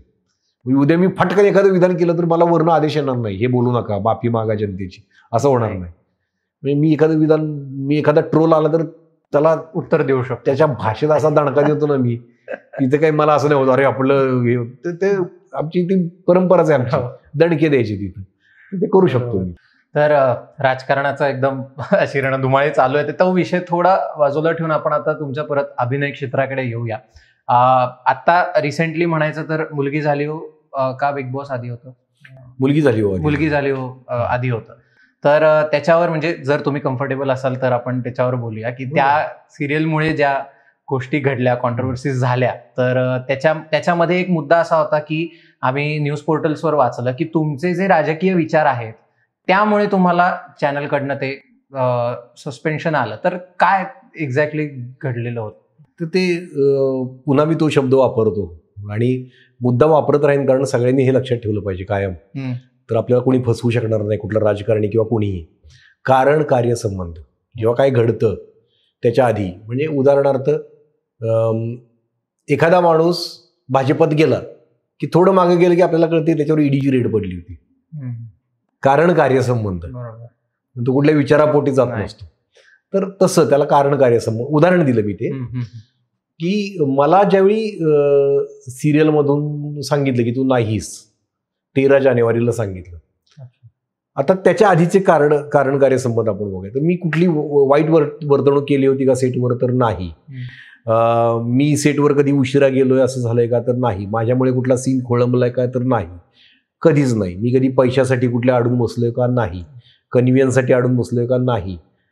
कुठलीच तक्रार नाही, कुठलीच तक्रार. माझ्या मेकअप रूममध्ये फॅन नव्हता, तर मी कधी 5-6 महिने मी तक्रारच केली नाही. म्हटलं जाऊ दे, काय आपण काय बोलायचं नाही. कारण नंतर कुठला तरी दुसरा एक नट आला आणि तो चिडचिड करायला लागला, फॅन नाही, त्यावेळी त्यांनी फॅन बसवला तिथे. तर असं मी या गोष्टी करतच नव्हतो, कारण मला काम करायचं होतं, फक्त काम करायचं होतं. आणि त्यामुळे मी या गोष्टीकडे अजिबात लक्ष देत नाही. मग मला का काढून टाकलं याच्या आधी 2-3दा ते मी सांगेन नंतर. तर मी विचार करायला लागलो की हे काय झालं. तर मला असं आठवलं की 13 जानेवारीला मला फोन आला. 5 जानेवारीला मी एक पोस्ट केली होती, जी उपहासात्मक पोस्ट होती, ज्यात कुणाचंही नाव नव्हतं. ती पोस्ट अशी होती की अशा अर्थाची होती की आम्ही नाटकवाले आहोत, एक प्रेक्षक जरी समोर बसलेला असला तरी आम्ही तेवढ्याच जिद्दीनं रेटून प्रयोग करतो आम्ही. आता काय असंच एवढंच होतं फक्त. आम्ही एक प्रेक्षक समोर असला तरी आम्ही तेवढ्याच जिद्दीनं प्रयोग करतो. बरोबर. त्याच्या आधी आपल्या देशाच्या पंतप्रधानांची कुठेतरी सभा होती आणि त्या सभेला 700-800 लोक आहेत म्हणून ते अर्ध्यातून परत फिरले, गेलेच नाहीत सभेला. अच्छा, असं घडलं होतं. ओके. त्याचा संबंध बऱ्याच जणांनी त्या पोस्टशी लावला आणि मला ट्रोल करायला सुरुवात केली. ट्रोलिंग हे मला नवीन नाही. ट्रोलिंग काय मी उडवून लावतो ते काय मला माहिती. ती 3-4 जण असतात ते ऑपरेट करत असतात आणि मी एकटाच असा आहे की मी थकतच नाही, हारतच नाही त्यांना. त्यामुळे ट्रोलर्स सुद्धा घाबरले. ट्रोलर्सची आता काय करू, किती काय काय करू आम्ही. इतर नट लगेच हे होतात ना, व्हायबल होतात, तसं होत नाही. तर ते ट्रोलिंग होत राहिलं. त्यात एक वेगळी घटना अशी घडली. कायम ट्रोलिंग होतं. वेगळी घटना अशी घडली त्या 3-4-5 तारखेला मी पोस्ट केली, 7-8-9 तारखेच्या दरम्यान. त्या ट्रोलर्सनी सगळ्या मोर्चा वळवला स्टार प्रवाहाच्या पेजवर. अच्छा, अधिकृत पेजवर. आणि तिथं मुलगी झाली होच्या पोस्टवर त्यांनी कमेंट करायला सुरुवात केली की बायकॉट किरण मानेला काढून टाक. मला हे जरा नवीन वाटलं. मला असं वाटलं की यांना कोणतरी गाईड करते ट्रोलर्सनं सगळ्या, किंवा काहीतरी हे कारस्थान चाललंय काहीतरी, की ठीक आहे आता इथं ट्रोल करताना तुम्ही आता इकडे वळा, त्याचं काम काढून घेऊया. 9-10 तारखेला अशा पोस्ट पडायला लागले की आम्ही सगळं सेटिंग लावलंय, आता किरण माने थोड्या दिवसात सिरियलमधून बाहेर पडेल. हे सगळे स्क्रीनशॉट आहेत माझ्याकडे. अशा पोस्ट यायला लागल्या की आम्ही सेटिंग लावलंय, म्हणजे आम्हाला बोलणाऱ्याचं काय होतं बघाच आता. अशा तर या पोस्ट यायला लागल्या तरी मी दुर्लक्ष केलं तिकडे. फक्त स्क्रीनशॉट्स काढून ठेवले मी सगळे. त्या ट्रोलिंगचे स्क्रीनशॉट्स काढून ठेवले मी, सगळं केलं. आणि 13 जानेवारीला मला फोन येतो की तू उद्यापासून सिरियलमध्ये नाहीस. आता दुसरा कुठलाच संबंध येत नाही तिथे, कारण स्टार प्रवाहाच्या पेजवर हे गेले होते. ते प्रोडक्शन हाऊसमधून फोन आला मला. फोन ठेवला. मी पहिला चॅनल हेडला फोन केला, सतीश राजवाडे. आता याचा आता तुम्हाला एक फ्लॅशबॅकमध्ये जाऊन एक सांगतो की मी मगाशी तुम्हाला म्हटलो की माझं कॅरेक्टर खूप फेमस झालं होतं, खूप लोकप्रियता मिळाली होती विलास पाटीलला. यामुळे सेटवर एका विशिष्ट गटात खूप जेलसी निर्माण झाली होती. आणि व्हावी काय, जेलसी हा नटाचा गुणधर्म आहे, तो व्हावा. मी सुद्धा जेलस होतो, एखाद्याला लोकप्रियता मिळायला लागली, अरे यार आपल्याला काम, तर ते होतं ते. त्यामुळे पण त्यांचा एक ग्रुप तयार झाला होता आणि त्यांना वाटतं की ह्याचं कॅरेक्टर खूप फेमस व्हायला लागलंय, हाच जवळजवळ सिरियलचा हिरो मी झालो होतो, हे मी नम्रपणे सांगतो. म्हणजे असं नाही की तो विलास पाटीलच सिरियलचा हिरो झाला होता. ठीक आहे, त्यामुळे जेलसी होणं स्वाभाविक आहे. पण काही जणांनी मुद्दाम माझ्याविषयी तक्रारी करायला सुरुवात केली होती. तर त्या संदर्भात एकदा मला सतीश राजवाडेंनी फोन केला होता की असं असं होतंय तुझ्या बाबतीत, पण तू निर्धास्त राहा, काम करत राहा, तू वाघासारखं काम करत राहा आणि तू ही सिरियल तू एकटा तुझ्या खांद्यावर घेऊन चाललेला आहेस. असा अजूनही ती माझ्याकडे व्हॉइस क्लिप आहे. म्हणजे मी उगाचच असं कोणाचं नाव घेऊन बोलणार नाही, ती व्हॉइस क्लिप आहे. तर ते झालं, मग मी निर्धास्त राहिलो. पुन्हा एक चॅनलमधून मला एका व्यक्तीचा फोन आला, तो चॅनलचा EP होता, की किरण आम्हाला असं वाटतं की तुझ्यावर गँगअप होतोय, की 4-5 जणांचा ग्रुप मिळून तुझ्या विरुद्ध तक्रार करतोय. म्हटलं हो, त्यांचा एक ग्रुप तयार झालाय आणि त्यांचं एक वेगळं सुरू असतं तिथे. प्रोडक्शन हाऊसची काही माणसं त्यात मिसळलेली आहेत. आणि एक काही प्रकार तिथे एक घृणास्पद चालत होते, जे मी इथं बोलणार नाही, जे मी पाळलंय गेले 2-3 वर्ष. या सगळ्या प्रकरणातही मी बोललेलो नाही, कारण मला उगाच कोणाची बदनामी नाही. त्यांनी माझी करू देत किती, मी त्यांची बदनामी करणार नाही. तर तिथे काही घृणास्पद प्रकार सुरू होते, पण माझ्याशी त्याचं काही घेणं देणं नाही त्या प्रकारांची. तर मी का त्यांना अडवू आणि मी का त्यांच्याविषयी बोलू. पण त्यांनी त्यातून प्रोडक्शन हाऊसच्या काही लोकांची संगनमत साधून माझ्या विरुद्ध कारस्थान रचायला सुरुवात केली होती, असं चॅनलमधल्यांचं म्हणणं होतं. मग मी ह्यांचे जे घृणास्पद प्रकार चालतात ते एक मेल केले, लिहिले आणि ते मेल करून ठेवले त्या चॅनलमधल्या पर्सनला. तो म्हणाला तो मेल माझ्याकडे असू देत. आता हे माझं नशीब की हे माझ्याकडे होतं. आता हे सगळं झाल्यानंतर सतीश राजवाडेंना मी फोन केला. मला आता हे मागचं मी तुम्हाला सांगितलं, मागे हे एवढं झालं होतं. त्यानंतर सतीश राजवाडेंना फोन केला तर त्यांनी फोन उचलला नाही. मग मी त्या व्यक्तीला फोन केला ज्या व्यक्तीनं मला सांगितलं होतं की मला एक मेल पाठवून ठेव. त्यांचा फोन लागत नव्हता. मग दुसरी एक व्यक्ती होती जिला माहित होतं की हे सगळं घडतंय, असं मी मेल पाठवलाय. त्या व्यक्तीला फोन केला. चॅनल त्याचं पण नाव घेणार नाही, त्याची नोकरी आहे बिचाराची. तर त्याला मी विचारलं की असं, त्यानं उचलला फोन. म्हटलं अरे मला आत्ता कळलं की मला सिरियलमधून कंट्रोल. हो काय आहे तर तो म्हणाला तुझ्या राजकीय पोस्ट आणि एका महिलेची तक्रार. म्हणून महिलेची तक्रार ती बघूया आपण, राजकीय पोस्ट काय भानगड आहे. मग मी बोललो की राजकीय हे जर असेल तर चुकीचं आहे, की राजकीय पोस्टवरून मला सिरियल मधून कसं काढू शकता. म्हणून तुझा जो पहिला प्रश्न आहे की तू राजकीय काय, तर तो कारण कार्य संबंध 5 ते 13 जानेवारी आणि चॅनलच्या पर्सननी मला असं सांगणं, हे सगळं जुळत होतं कुठेतरी. आणि त्यानंतर ट्रोल्सनी उड्या मारणं की बघ आम्ही केलं की नाही, बघ तू कसा बिकेला लागलास, बघ कसं काम गेलं तुझ्या हातातून. म्हणजे याचा कुठेतरी संबंध आहे. आजही एखादी कमेंट जर माझ्या खाली तुम्ही बघाल की तुला कसा सिरियल मधून हाकलला होता, तर त्या माणसाचा जर तुम्ही पक्ष बघितलात ना तर तो त्याच पक्षाचा असतो. म्हणजे हे कुठेतरी राजकीय आहे. त्याच पक्षातल्या लोकांना कसा आनंद होतो. कारण एकच पक्ष असा आहे जो घृणास्पद आहे. ज्यांना लोकांच्या नोकऱ्या गेल्या की वाईट वाटतं, ज्यांना भगिनींना विवस्त्र केलं की काहीच वाटत नाही त्यांना, ज्यांच्या भगिनींवर आपल्या लैंगिक शोषण होतंय तर त्या भगिनींच्या खेळांवर नावं ठेवतात, कुस्तीगीर महिलेवर. असा एकच पक्ष आहे आपल्याकडे. बाकी तेवढं घृणास्पद, एवढं नीच वृत्तीच आपल्याकडे कोणी नाहीये की 7 कुस्तीगीर महिला रस्त्यावर येऊन सांगतात की आमचं लैंगिक शोषण होतंय, आमका माणूस आमचं लैंगिक शोषण करतोय, तरी त्या माणसावर कारवाई होत नाही. त्यांना मेडल त्यागावी लागतात. इतका घृणास्पद प्रकार पहिल्यांदाच घडतोय भारतात आपल्या. आणि त्यांनी आपल्या देशासाठी खेळलेल्या महिला आहेत, त्या साध्या सुद्धा नाहीत. तर हे घडतंय आणि देशात कोणीच काही बोलत नाही. आणि त्या महिलांना ट्रोल करतात.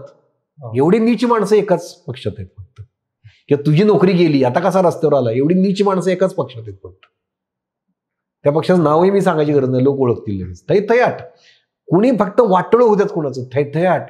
कुणी मरू द्यात, थैथयाट. काय त्यांना म्हणजे त्यांना घेणं देणंच नसतं कशाचं. म्हणजे 5000 वर्ष यांनी कशा पद्धतीनं अस्पृश्यता हे तिनं आणलं असेल आत्ता कळतं आपल्याला की काय वृत्ती आहे. इतकं कसं तुम्ही घृणास्पद असू शकता. अरे माझ्या विरुद्ध विचारधारेच्या महिलेच्या बाबतीत जरी असं घडलं तर मी पहिला तिथे जाऊन तिला वाचवेन. ती पहिल्यांदा माझी भगिनी आहे, ती विचारधारानंतर. म्हणजे तुम्ही माझ्या बाजूने बोललेल्या महिला भगिनी बघितल्या असतील, माझ्या बाजूने ज्या बोलल्यानंतर त्या काळात, त्यातल्या बऱ्याचशा त्या विचारधारेच्या सुद्धा आहेत. त्यांना काही नाही वाटत तसं. त्यांना माहिती की किरण मानेने आम्हाला मदत केली आहे, आमच्याशी वाईट नाही वागलेला. माणूस आहे ना शेवटी, माणूस मानवतेवर येतो ना. पण आपल्याकडे मानवता सोडलेली एक जमात आहे, त्या जमातीला खूप आनंद झाला. त्याच्यावरून कारणकार्य संबंधावरून कळतं की हे राजकीय कारणातून झालेलं आहे असं वाटतं. आणि मग त्याचा संबंध पण आहे ते सेटवरचं जे आरोप झाले वगैरे वगैरे. सिंधुताईंची सिरियल तुम्ही आता करत होता, तुम्ही उल्लेखही केलात, पण फार कमी भागांनंतर ती संपली. तर त्याचं कारण इतका सुंदर विषय आणि इतकं सुंदर काम आहे त्यांचं. संपली ती खूप नंतर संपली. मी आधी होतो. सिंधुताई लहानाच्या मोठ्या होतात. सिंधुताईंना घडवण्यात त्यांच्या वडिलांचा खूप मोठा हात आहे. तर ते जे वडील होते त्या वडिलांचा रोल मी करत होतो. त्या लहान होत्या त्या. आणि त्या जेव्हा त्यांचं लग्न होऊन सासरी गेल्यानंतर काही दिवसातच ते वारले. माझा रोल तेवढा 4 महिनेच होता, पण जबरदस्त रोल होता तो. खूप छान रोल होता. पण ते 4 महिने पूर्ण मीच सिरियलमध्ये होतो. आणि खूप शेड्स असलेलं खूप छान कॅरेक्टर होतं. एका मुलीला घडवण्यासाठी बाप सर्वस्व विकतो आणि मुलीला घडवतो, असे ते खूप चांगला बाप होता तो. ते केलं मी. पण नंतर मग त्या सिरियलचं मला काही पुढे काय झालं मला माहित नाही. त्यानंतर एक 5-6 महिन्यात बंद पडली. तेच म्हणजे प्रेक्षकांकडनं अजूनही हे विषय का नाही, म्हणजे इतका सुंदर विषय आणि ते तर सगळेच मान्य करतात. सिंधुताईंचं काम प्रश्नच नाही आणि ते करावंच. सिरियलचं गणित काय कळत नाही आपल्याला. सिरियलचं काय की सिरियलला ठराविक विषय असतात सिरियलमध्ये, की एक नवरा बायको, मग ते कुटुंब, त्या कुटुंबातले मग हेवे दावे, मग ते लव्ह स्टोरी आणि अमुक तमुक, यातून ते सिरियल आपलं सिरियलचं विश्व बाहेर पडत नाही असं सुरुवातीला मला वाटायचं. ते एक डबकं आहे, पण नंतर मला वाटलं की तोच जॉनर आहे. सिरियलला तेच विषय लागतात. सिरियलमध्ये कोणाला असं सकस काहीतरी मेंदूला खाद्य पुरवणारं किंवा असं नको असतं सिरियलमधून. आणि तसं असावं काय ते, तसं एक ते सिरियल हे फील्ड असं आहे ना की तुम्ही कांदा कापत जेवण करत तुम्ही ते बघायचं असतं. सिरियल ही गोष्ट टीव्ही समोर काहीतरी सुरू असतं आणि मग तुम्ही आपल्या त्या कथानकात फार सिरियसली घेत नाही ते सिरियल मधलं फार.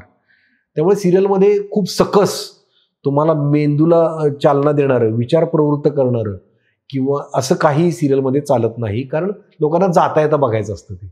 आणि सकस बघायचं तर सिनेमात बघायचं किंवा मग आपण OTTवर वगैरे बघतो त्यावेळी पण आपण कसं कॉन्सन्ट्रेट किंवा हेडफोन असतो आपला, आपण स्वतःपुरतं बघत असतो. सिरियल ही गोष्ट अशी आहे की घरात सगळं सुरू असतं आपलं. जाणं येणं सुरू असतं, स्वयंपाक सुरू असतो, जेवण सुरू असतं, पाहुणे येत असतात, पाहुण्याची बोल असतो, लाईट्स ऑन असतात आणि पुढे सिरियल सुरू असते. बरोबर. आणि त्या सिरियल बघणारा वर्ग आहे तो गृहिणी महिला वर्ग आहे. त्यांना दिवसभराची जी थकावट आहे, आता हल्ली तर गृहिणी नोकरी पण करतात, येऊन स्वयंपाक वगैरे पण करतात, मग ते करून त्यांना 4 घटका मनोरंजन पाहिजे असतं. त्यात त्यांना हे नको असतं सगळं. मग त्यात आपलं काहीतरी कुरघोडी नणंद काहीतरी करतेय, मग जाऊ काहीतरी खिरीत विशेष टाकतीये, मग आता फरशी पुसता पुसता साबण टाकला त्याच्यावर पाय घसरून पडली ती, यात गंमत वाटते लोकांना. मग आता हा बायको त्याचं दुसऱ्या बाई बरोबर सूत जुळायला लागलं हिरोचं, मग आता हिचं काय होणार, तेवढंच त्यांना तेवढाच एक मेंदूला खुराक मस्त असतो एक एक एपिसोड होता. त्यामुळे मला असं वाटतं की सिरियल आणि सिरियल त्याच्या जागी सिरियल बरोबर आहे, डेली सोप ही त्यांच्या जागी बरोबर आहे, ते चुकीचं आहे असं मी म्हणत नाही. तिथे काहीतरी एखादा सकस विषय आणणंच चुकीचं आहे असं मला वाटतं आता, की एखादा तिथे, कारण एकतर ते अशा पद्धतीने आपण बघत असतो, त्यात ब्रेक ब्रेक ब्रेक असतात, 5 मिनिटं झालं की मध्ये एक जाहिराती असतात, तेवढ्या वेळात कधी कधी आपण दुसरं काहीतरी काम करतो आणि पहिली काही 2-3 वाक्य चुकतात, त्यामुळे सकस काय द्यायचा प्रयत्न करू नये, नुसतं ऐकलं तरी स्टोरी करायला पाहिजे. आणि सिरियलची गंमत ही असते की 4 दिवस जरी तुमचे एपिसोड चुकले, समजा कुठेतरी गावाला गेला तुम्ही, 5व्या दिवशी परत तुमची लिंक लागली पाहिजे, हा असं घडलं होतं काय मध्ये, चला पुढे, असं ते असतं. ह्या सगळ्या गप्पांमध्ये एक गोष्ट जाणवते, तो साताराकडचा तो लहेजा इतकं गोड वाटतं ऐकायला, पण ह्याचा कुठे म्हणजे प्रॉब्लेम झालाय का कधी, की ह्या गोष्टीमुळे? सुरुवातीच्या काळात खूप झाला. म्हणजे आमच्या क्षेत्रात ना, तुला सांगतो की असे गैरसमज आहेत पूर्वीपासून निर्माण केलेले बरं का. अभिनय क्षेत्रात अभिनेत्याला भाषा चांगली, भाषा आली पाहिजे, भाषा आली पाहिजे, असं ते खूपच होतं पूर्वी, प्रस्थच होतं ते. म्हणजे ज्याला भाषा चांगली बोलता येते तोच अभिनेता, असला गैरसमज पूर्वापार चालत आलाय पिढ्यानपिढ्या. गैरसमज आहे तो, गैरसमज. भाषा सगळ्या आल्या पाहिजेत, बोली भाषा सगळ्या भाषा, त्याला मराठीतल्या सगळ्या बोली भाषा अभिनेत्याला बोलता आल्या पाहिजे, हे सत्य आहे. प्रमाण भाषा आली पाहिजे असं काही नाही, प्रमाण भाषा यायलाच हवी, पण इतरही यायला हव्यात, पण प्रमाण भाषेवर जोर होता. तेच मी म्हटलं की एका विशिष्ट वर्गाचं काय असतं, म्हणजे मला एक मी स्पष्ट सांगतो की लोकांना वाटतं मी ब्राह्मण द्वेष्ट आहे, अजिबात नाही. मला कितीतरी ब्राह्मण शिक्षकांनी घडवलेलं आहे, मला नाटकात ज्यांनी आणलं ते ब्राह्मण होते, त्यामुळे ब्राह्मण द्वेष्ट नाही. पण आता हे काय, भाषा ही गोष्ट ब्राह्मणांशी जोडली जाते लगेच, तर त्यामुळे मी असं बोललं की ब्राह्मणांना बोललं असं होतं. मी ब्राह्मणांना नाही बोलत, कित्येक बहुजनही आहेत जे प्रमाण भाषेचा आग्रह धरतात. माझे कितीतरी बहुजन दिग्दर्शक आहेत ते प्रमाण, असं काही नाही, मी जात असलं मानतच नाही. मी कित्येक ब्राह्मण घरात मी मुलासारखा आहे त्यांच्या, आणि त्यामुळे त्यांना वाईट वाटतं ज्यावेळी मला असं म्हणतात ना, की मी तुम्हाला मागाशी सांगितलं की माझ्या बाजूने ज्या बोललेल्या भगिनी होत्या त्या ब्राह्मण आहेत. कुणाला असं वाटत नाही की मी परक आहे, मी त्यांच्या घरातल्यासारखा एक आहे. पण मी वर्चस्ववादाला विरोध करतो की हे श्रेष्ठ आणि हे कनिष्ठ नाही. आणि भाषा हीच, प्रमाण भाषा ही श्रेष्ठ समजलं जात होतं. त्या काळात मी नाटकात आलो, आणि त्यावेळी आलो मायणीतनं. म्हणजे पहिलंच वाक्य मला होतं की आता घेणार असेल घरी जाऊन लगेच रंगीत टीव्ही.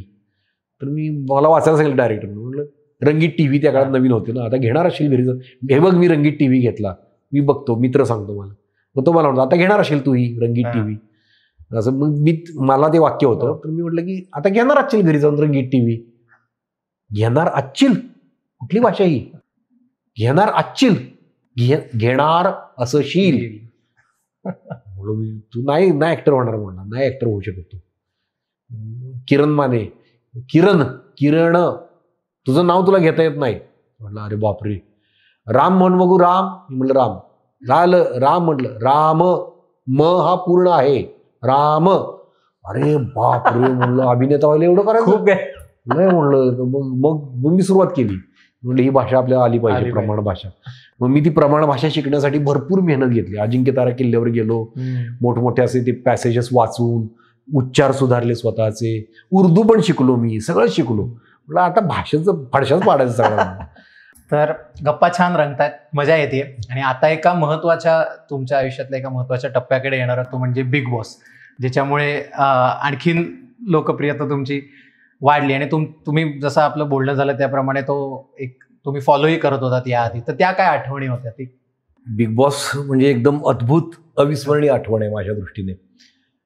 खरं तर मी बिग बॉसचा फॅन होतो, मला एक तर तो शो आवडतो. तो सायकोलॉजिकल गेम आहे ऍक्च्युली, जगातला नंबर 1 रियालिटी शो आहे, जगातल्या जवळ सगळ्या भाषांमध्ये खेळला जातो. यातच कळतंय आपल्याला की काय आहे. तुम्हाला अशा विशिष्ट परिस्थितीत अडकवलं जातं एका घरात, बंदिस्त घरात, बाहेरच्या जगाशी काहीही संबंध नाही. मोबाईल नाही, TV नाही, न्यूजपेपर नाही, घड्याळ नाही, दिवस रात्र काही कळत नाही. ते गाणं सुरू झालं की उठायचं झोपेतून आणि लाईट्स ऑफ झाले की झोपायचं. किती वाजलेत काही काही काही कळत नाही. सगळीकडे कॅमेरे असतात, माईक गळ्यात असतात. तुम्ही बोलताय तो शब्द न शब्द बाहेर लाखो लोक ऐकत असतात, तुम्हाला लाखो लोक बघत असतात. ती एक भावना मनात असते. आणि त्या शोमध्ये अशी परिस्थिती निर्माण करतात जी अशी माणसं तुमच्या अवतीभोवती असतात जी तुमच्या रक्ताच्या नात्यातली नाहीत. त्यांना तुम्हाला एका घरात ठेवतात. तुम्ही घरातली सगळी कामं वाटून घ्यायला लागतात. कोणी स्वयंपाक करायचा, कोणी नाश्ता तयार करायचा, कोणी भांडी घासायची, कोणी केर कचरा काढायचा, कोणी टॉयलेट साफ करायचं, कोणी बेड आवरायची. ती सगळी कामं वाटून देऊन ती करायला लागतात. आणि अशी काही टास्क दिली जातात अवघड की ज्यातून तुमची बौद्धिक, मानसिक, शारीरिक कसोटी लागते. आणि अक्षरशः तुम्हाला ओरबाडलं जातं, तुम्हाला सोलवटून काढलं जातं मानसिक दृष्ट्या. खरा माणूस तुमच्यातला बाहेर येतो आणि त्यातलं जास्तीत जास्त करवरीच बाहेर येतं. आणि मग ज्यातून लोकांना मनोरंजक मजा वाटते बघायला हे सगळं, की एक सेलिब्रिटी आपण बघत होतो ते कसे वागतात घरात. आणि तिकडे जाणं हे रिस्की खूप असतं. लोकांच्या दृष्टीनं खूप मनोरंजक असतं, बघणाऱ्यांच्या दृष्टीने, खेळणाऱ्यांच्या दृष्टीनं खूप रिस्की असतं की काही काही जणांची करिअर बर्बाद झालेली आहे त्यात. तर मग तुम्ही माणूस म्हणून कसे तिथे टिकता राहता. तर मी ते चॅलेंज ऍक्सेप्ट यासाठी केलं की त्यावेळी त्याच्या आधी जे काही घडलं होतं माझ्या लाईफमध्ये, की मी ती पोस्ट केली, मग मला सिरियल मधून काढून टाकलं, कॉन्ट्रोवर्सी झाली, माझ्या बाजूने बोललं गेलं, माझ्या विरोधातही बोललं गेलं. तर मला आता स्वतःला तपासायचं होतं की मी बरोबर होतो की चूक होतो. आणि मला जगालाही दाखवायचं होतं की नक्की मी कसा आहे. म्हणजे कोणी मला खूप वाईट समजत असतील तर त्यांना एकतर कळेल की मी वाईट आहे, किंवा एकतर कळेल की नाही तसं नाही तो. किंवा मला खूप चांगला समजत असेल त्यांना वाटेल की बाबा एवढा तरी चांगला नाही, किंवा याच्यापेक्षा जास्त चांगला आहे. किंवा मला स्वतःला कळेल की मी वागतोय ते बरोबर आहे का चुकीचं आहे. कारण माझ्यावर जे आरोप झाले ते कदाचित त्यांच्या अँगलनी बघता खरे असू शकतात. मी तसाच खरंच आहे का हे मलाही बघायला मिळेल. माझ्यात काही एक दोन दोष असतील ते मला काढून टाकता येतील, काही गुण असतील तर मला कळतील हे गुण ते आपण वाढवले पाहिजे. तिथे आत गेल्यानंतर त्यावेळी मी जरा द्विधा मनस्थितीत होतो की वाईट इतकं बाहेर घडलं होतं आणि तिथून मी आत चाललो होतो. एक कॅमेरा माझ्याकडून हिरावून घेतला जात होता, पण गेल्यानंतर शेकडो कॅमेरे माझ्यावर लागले होते आत. त्याचा आनंदही होता आणि एका बाजूला असं होतं की आता मला प्रूव्ह करायचं स्वतःला. खूप दडपणाखाली पहिले 1-2-3 आठवडे होतो. त्यानंतर माझा खेळ खुलत गेला, बहरत गेला, आवडत गेला लोकांना. मी जसा आहे तसा वागलो, मी काहीही खोटं वागलो नाही आतमध्ये. म्हटलं जे आहे ते आहे, काही लपवाछपी करायचीच नाही. आपण लपवाछपी टिकतच नाही. कॅमेरे असतात 1760, तुमची लपवाछपी उघडकीला येते लगेच. आणि हळूहळू माझा खेळ लोकांना आवडत गेला आणि मी फायनली झालो, टॉप 3 पर्यंत पोहोचलो. आणि बरेच जण असं म्हणतात की तुम्हीच विनर आहात. महाराष्ट्रातून प्रचंड वोटिंग झालं. मला गावागावांमध्ये बोलवून माझे सत्कार झाले, माझे मिरवणुका काढल्या. एवढा मी पॉप्युलर झालो असेल असं मला आतमध्ये वाटलं नव्हतं. आत मला असं एवढंच वाटलं होतं की आपण आवडते की नाही कोणास ठाऊक. पण बाहेर आल्यावर ज्या पद्धतीनं माझ्या गावात माझी मिरवणूक काढली मोठी, माझ्या अनोळखी गावं काही होती तिकडे मला बोलून घेऊन तिकडे मिरवणूक काढल्या, लोकांनी रांगोळ्या काढल्या त्या पब्लिक विनर किरण माने बिग बॉस. तर हे जे होतं ते विनरपेक्षा पुढचं काहीतरी होतं आणि माझ्या दृष्टीने तर खूप पुढचं होतं. कारण आधी जे काही घडलं होतं आणि नंतर बिग बॉस नंतर जे काही झालं, तर मला असं वाटतं की त्या मानवतेच्या कसोटीत मी टिकलो. की आतमध्ये मी रोज एक तुकारामांचा अभंग प्रेक्षकांना सांगायचो होतं. मला खूप आनंद मिळाला की रोज सकाळी कॅमेऱ्यापुढे मी यायचो आणि एक तुकारामांचा अभंग एक्सप्लेन करून सांगायचो आणि त्याला काल घडलेल्या खेळाविषयी रिलेट करायचो. या गोष्टी मी आतमध्ये करत होतो. अनेक गोष्टी, काही मैत्री झाली, काही जणांची दुश्मनी झाली, भांडलो, चिडलो, कुस्त्या खेळलो. म्हणजे मी 52 वर्षांचा, आता 53 झालं, पण त्यावेळी 52 वर्षांचा होतो मी. आणि ही पोरं सगळी 25शीतली 28शीतली सगळी जिम बिम करणारी तगडी पोरं होती. त्यांच्याबरोबर सुरुवातीला शारीरिक टास्क खेळताना मला भीती वाटायची, पण नंतर मला कॉन्फिडन्स आला की अरे आपल्याकडे यांच्याविषयी जास्त ताकद आहे. त्यांना ज्यावेळी मी उचलून आपटायला लागलो त्यावेळी माझा कॉन्फिडन्स वाढायला लागला की अरे हा तर रोज जिम करतो, ह्याला मी उचलून आपटलं आणि तो मला पकडू शकत नाहीये किंवा तो मला खूप माझी ताकद त्याच्यापेक्षा जास्त आहे. मग कॉन्फिडन्स त्यातही वाढत गेला. त्यामुळे शारीरिक टास्क ही खेळलो मी, ती लोकांना बाहेर खूप आवडायला लागली. बौद्धिक टास्क होती त्यात ती मी बाजी मारून जायचो, तेही लोकांना आवडायला लागलं. एकंदरीत खूप छान प्रवास झाला तो सगळाच. पण मग स्क्रिप्टेड म्हणतात तसं काही होतं का? काही नसतं. ते वाटतं तुम्हाला स्क्रिप्टेड आमच्याकडे काही नसतं. आम्हाला असं सांगितलं जात नाही की तुम्ही असं बोला, असं नाही. आम्हाला त्या परिस्थितीत टाकलं जातं. बाहेर एक स्क्रिप्ट तयार होत असेल की आता हा खेळ घडवूया आणि यांना झुंजवूया एकमेकांच्यात, पण आम्ही कसं वागणार ते त्यांनाही माहित नसतं. बरोबर. ते बाहेरून आम्हाला टास्क देतात, ते स्क्रिप्ट असेल कदाचित, किंवा आमचे ग्रुप पाडतात, ते त्यांनी पाडलेले असतात. पण ग्रुप पाडले म्हणून आमच्यात भांडणं होत नाहीत, किंवा ग्रुप केले म्हणून आम्ही मित्र पण होत नाही एकमेकांच्या ग्रुपमध्ये आलो म्हणून. तिथं आम्ही जसं वागतो त्याच्यावरच पुढे खेळ जातो. आणि तिथं जी भांडणं असतात ती अगदी खरी असतात. एक कण सुद्धा खोटा नसतो, अजिबात खोटा नसतो. म्हणजे एक एक शब्द बाहेरून बघताना मला सुद्धा कधी कधी वाटायचं पूर्वी हे स्क्रिप्टेड असणार आहे, एवढं कसं भांडतात. पण लागतात भांडणं. अहो, आपण जरी एवढे लोक आहेत ना, आपण एका खोलीत जर ठेवलं ना आणि आपल्याला तरी सुद्धा आपली एक 4-5 तास आपण नीट बोलू, नंतर आपली भांडणं सुरू होतील. वेगवेगळ्या विषयांवर वेगवेगळे विषय निघतात. काही जुने ग्रजेस असतात, एकमेकांविषयी काहीतरी आपण पूर्वग्रह केलेले असतात, ते बाहेर निघतात. किंवा रोज आपण टीव्ही पुढे दिसतो हे माहीत असतं, त्यामुळे मला तू एखादी वाईट गोष्ट बोलला तर मला तू बोललास, इतर वेळी मी कदाचित दुर्लक्ष करेन. तिथं मला काय होतं की अरे कॅमेऱ्याने ते टिपलंय, तू म्हणास की किरणचा स्वभाव चांगला नाही, बाहेर लोकांना तसंच वाटेल, मग मला प्रूव्ह करायचं असतं की तू वाईट आहेस, मी चांगला, प्रत्युत्तर द्यावं लागतं. तर या गोष्टीमुळे भांडणं वाढत जातात. शेवटी माणूस आहे, भांडायला लागतं. खूप भांडणं होतात. काही जणांची मैत्री घट्ट होते, काही जणांची प्रेम जमली, लग्न केली काही जणांनी. आमच्या पण याच्यात एकाने लग्न केलं जोडप्याने एका. तर हे सगळं होत राहत असतं. ते तिथेच होतं का बाहेर आल्यानंतर पण तसंच असतं, राहतात ती भांडणं? नाही, कदाचित खूप वेगळं होतं. कदाचित तिथे जे मित्र असतात ते बाहेर राहत नाहीत, कदाचित तिथे जे शत्रू असतात त्यांची बाहेर मैत्री होते. असं काही होऊ शकतं काही. पण मी धमाल केली तिथे. म्हणजे मी एखाद्या ऍक्टरचं म्हणतो ना, एखाद्या सिनेमात एखादा सिनेमा असा मसाला सिनेमा असावा की ज्यात ऍक्शन असावी, ड्रामा असावा, रोमांस असावा, इमोशन्स असावेत, फायटिंग असावी, सगळं असावं. तसं मी तिथे ते सगळं केलं, सगळी इमोशन्स जगलो. मैत्री केली, दुश्मनी केली, भांडलो, ऍक्शन सिक्वेन्सेस केले, कॉमेडी केली, गाणी म्हटली, रोमांस केला, राखी बरोबर खोटा रोमांस केला, हेल्दी फ्लर्टिंग केलं राखी बरोबर. असं सगळं केलं मी तिथे, सगळं भरभरून जगलो मी तिथे. वा.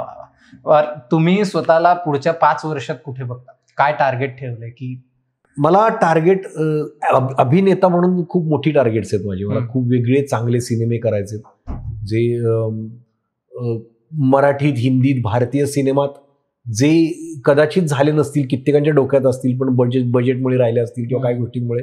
मग असेच काही खूप ताकदीचे विषय घेऊन ताकदीचे सिनेमे करायचे, खूप चांगले. मला सिनेमा अजून मनासारखी नाहीत मिळत आहे, किंवा मी स्वतःला ज्या पद्धतीने घडवलं ना ते अजून एक्सप्लोर नाही झालेलं. मी पंडित सत्येंद्र दुबेंचं वर्कशॉप केलंय. लहानपणापासून खेडेगावात तमाशे बघत आलेला मी. आणि मी पृथ्वी थिएटरचं पण नाटक बघितलं, मी ऑपेरा पण बघितलंय. मी सगळं, म्हणजे मला असं वाटतं की एवढी जर रेंज आपण बघितलंय तर मी तमाशातलं एखादं वगनाट्यही करू शकतो, आणि एखादं क्लासिक पीटरब्रुकचं नाटक असेल ते मी करू शकतो, असं मी घडवलंय स्वतःला. म्हणजे एखादा मराठी सिनेमात अशोक सराफांचा बिनकामाचा नवरा पिक्चर आहे, तसला सिनेमा सुद्धा मी करू शकतो. किंवा कोर्ट ख्वाडासारखे सिनेमे आहेत, त्यातही मी अभिनय करू शकतो. त्या पद्धतीनं अभिनयात माझ्या बदल करू शकतो, माझ्या व्यक्तिमत्वात बदल करू शकतो. पण ती रेंज दाखवायची अजून मला संधी नाही. एक रोल तर तसे रोल मिळवणे, तसे सिनेमे करणे. मला असं वाटतं की स्वतःचं प्रोडक्शन हाऊस असावं, इतका पैसा कमवावा की स्वतःचं प्रोडक्शन हाऊस असावं, आणि खूप छान छान सिनेमे करायचे ज्याचा रिटर्नचा विचार नाही करायचा. पैसे घालायचे, तेवढे मिळाले तरी, त्याच्यापेक्षा थोडे कमी मिळाले तरी, पण एक सुंदर सिनेमा करायचा की जो वर्षानुवर्ष पिढ्यानपिढ्या लोकांच्या लक्षात राहील. असं मला काहीतरी करायचंय. गावाकडे एखादं फार्म हाऊस घ्यायचंय, मुंबईत एखादं घर असावं, गावाकडे एखादं फार्म हाऊस, नदीकाठी एखादं असावं, आणि आपलं छान जगणं छान असावं. मानवतेचा संदेश देत लोकांना फिरावं. चांगल्या ग्रामीण भागातली जी मुलं आहेत त्यांना साथ द्यावी करिअर करण्यासाठी. मला जे भोगायला लागलं ते त्यांना भोगायला लागू नये, त्यांना शॉर्टकट मिळावा, पटकन त्यांची प्रतिभा बहराला यावी. असं काही काही खूप गोष्टी मनात आहेत. खूप काही काही करायचे. परिवर्तनाची चळवळ जी शिवशाहू फुले आंबेडकरांचे विचार आहेत ते आणखीन पुढच्या पिढ्यात त्याचा प्रसार करायचा आहे. असं सगळ्या गोष्टी करायच्या. काही खंत राहिली आहे का मनात अजून? आजच्या दिवसापर्यंतचा जो प्रवास आहे त्याच्यात काही वाटतं का की हे राहून गेले? किंवा बऱ्याच खंत राहिल्यात, काही लक्षातही नाहीत आता. कधी कधी वाटतं की अरे हे राहून गेलं, कधी कधी वाटतं मस्त जगतोय आपण, छान सगळं मिळालंय आपल्याला.